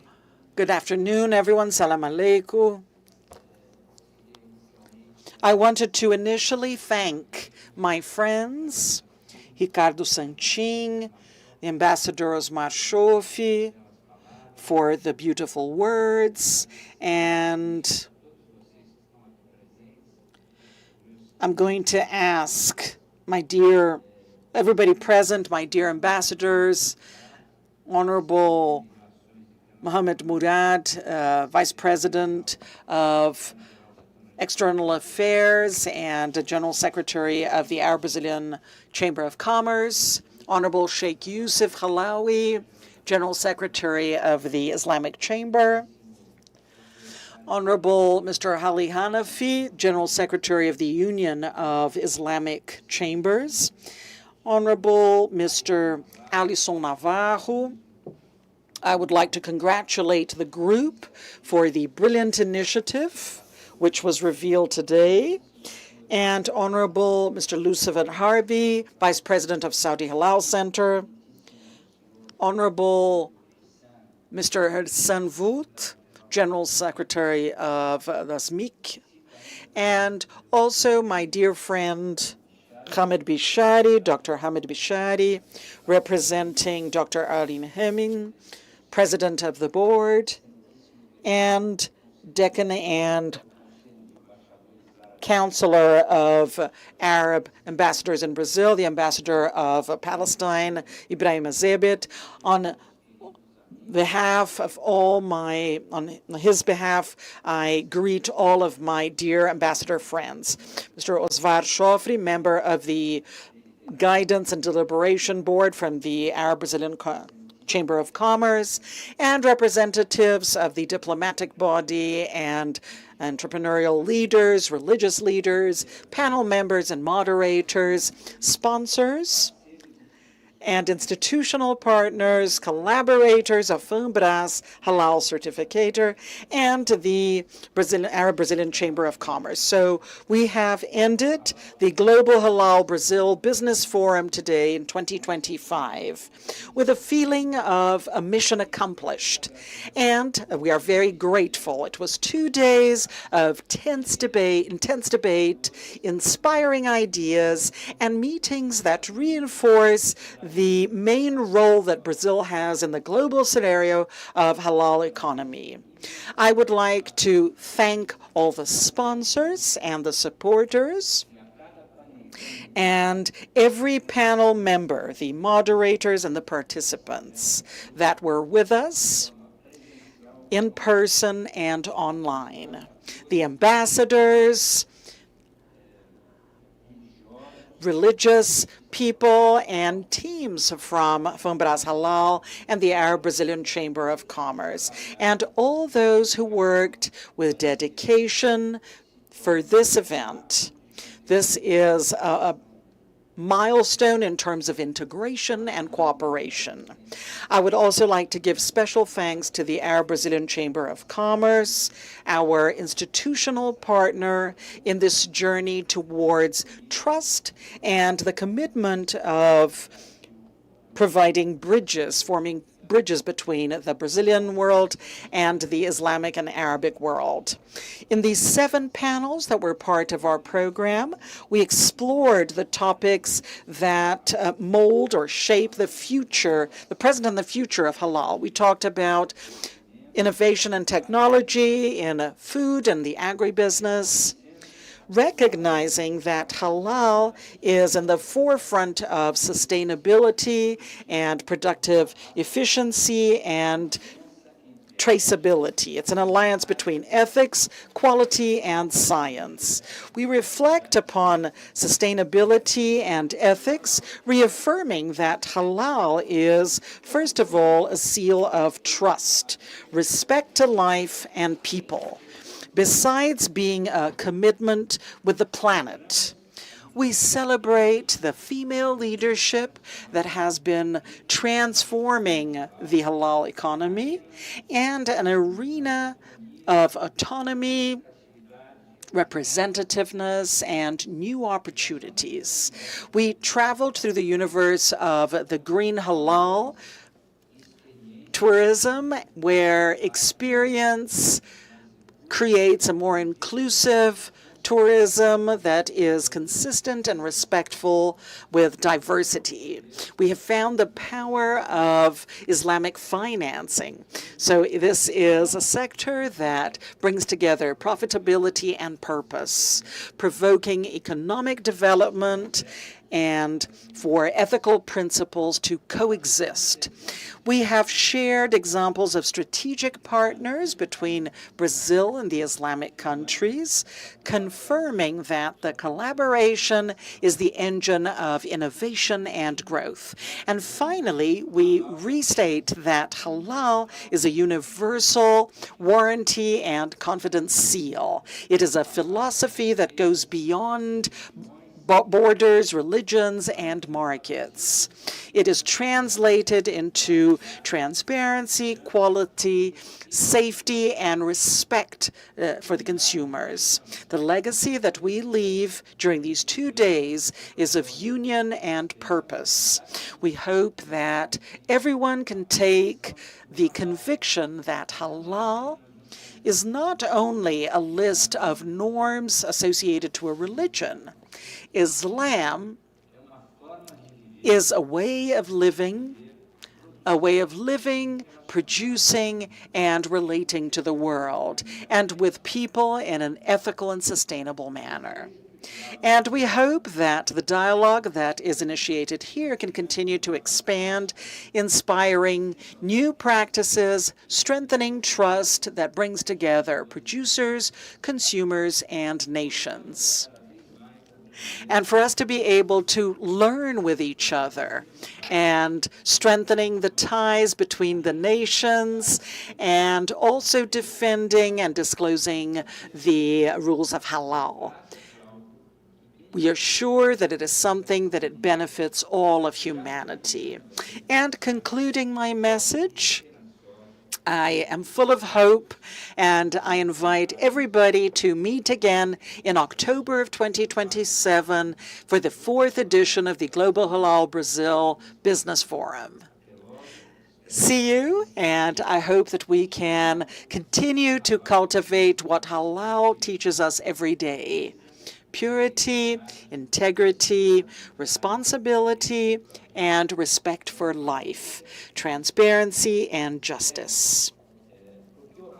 Because halal is not only a seal, it is a pathway that started in faith, it blossomed in ethics and respect, and it can guarantee the future of the next generations. Thank you very much, and salam alaikum.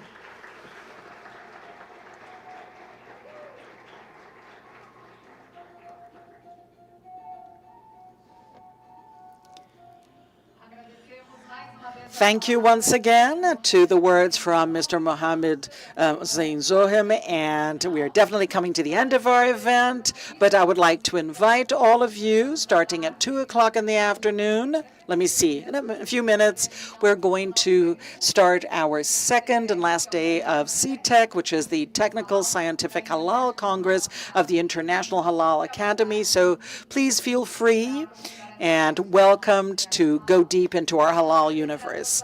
Thank you, everyone, for participating. Our guests who are with us during these 2 spectacular days, and special thanks, of course, to all those who allowed this meeting to happen. So our sponsors, Grupo MBRF, Modon Seara, Cara Preta, Eco Halal, Emirates, Lila Travel, MH9, Prime Company, and SGS. And also our strategic partners, Islamic Chamber of Commerce and Development, and the Islamic Chamber of Halal Services. And finally, our institutional support, which is ABIEC, the Brazilian Association of the Industries that Export Beef, BPA, on behalf of Ricardo Sanchin, the Brazilian Association of Animal Protein, the International Halal Academy, and the Union of the Islamic Chambers. And thank you very much to you who were with us online from different parts of the world in our Global Halal Brazil 2025. Have a great lunch here in Brazil for everyone. And I would also like to greet the technical organization here and the marketing of the chamber, because without you, it would also not be possible to have this meeting. And also the technical team from Fambras Halal. Let's give them a hand. This is the backdrop, the backstage that also makes a big difference. Thank you very much for everything that we can do for your halal journey over the next few years for our future. See you in 2027. Hugs to all of you. Bye.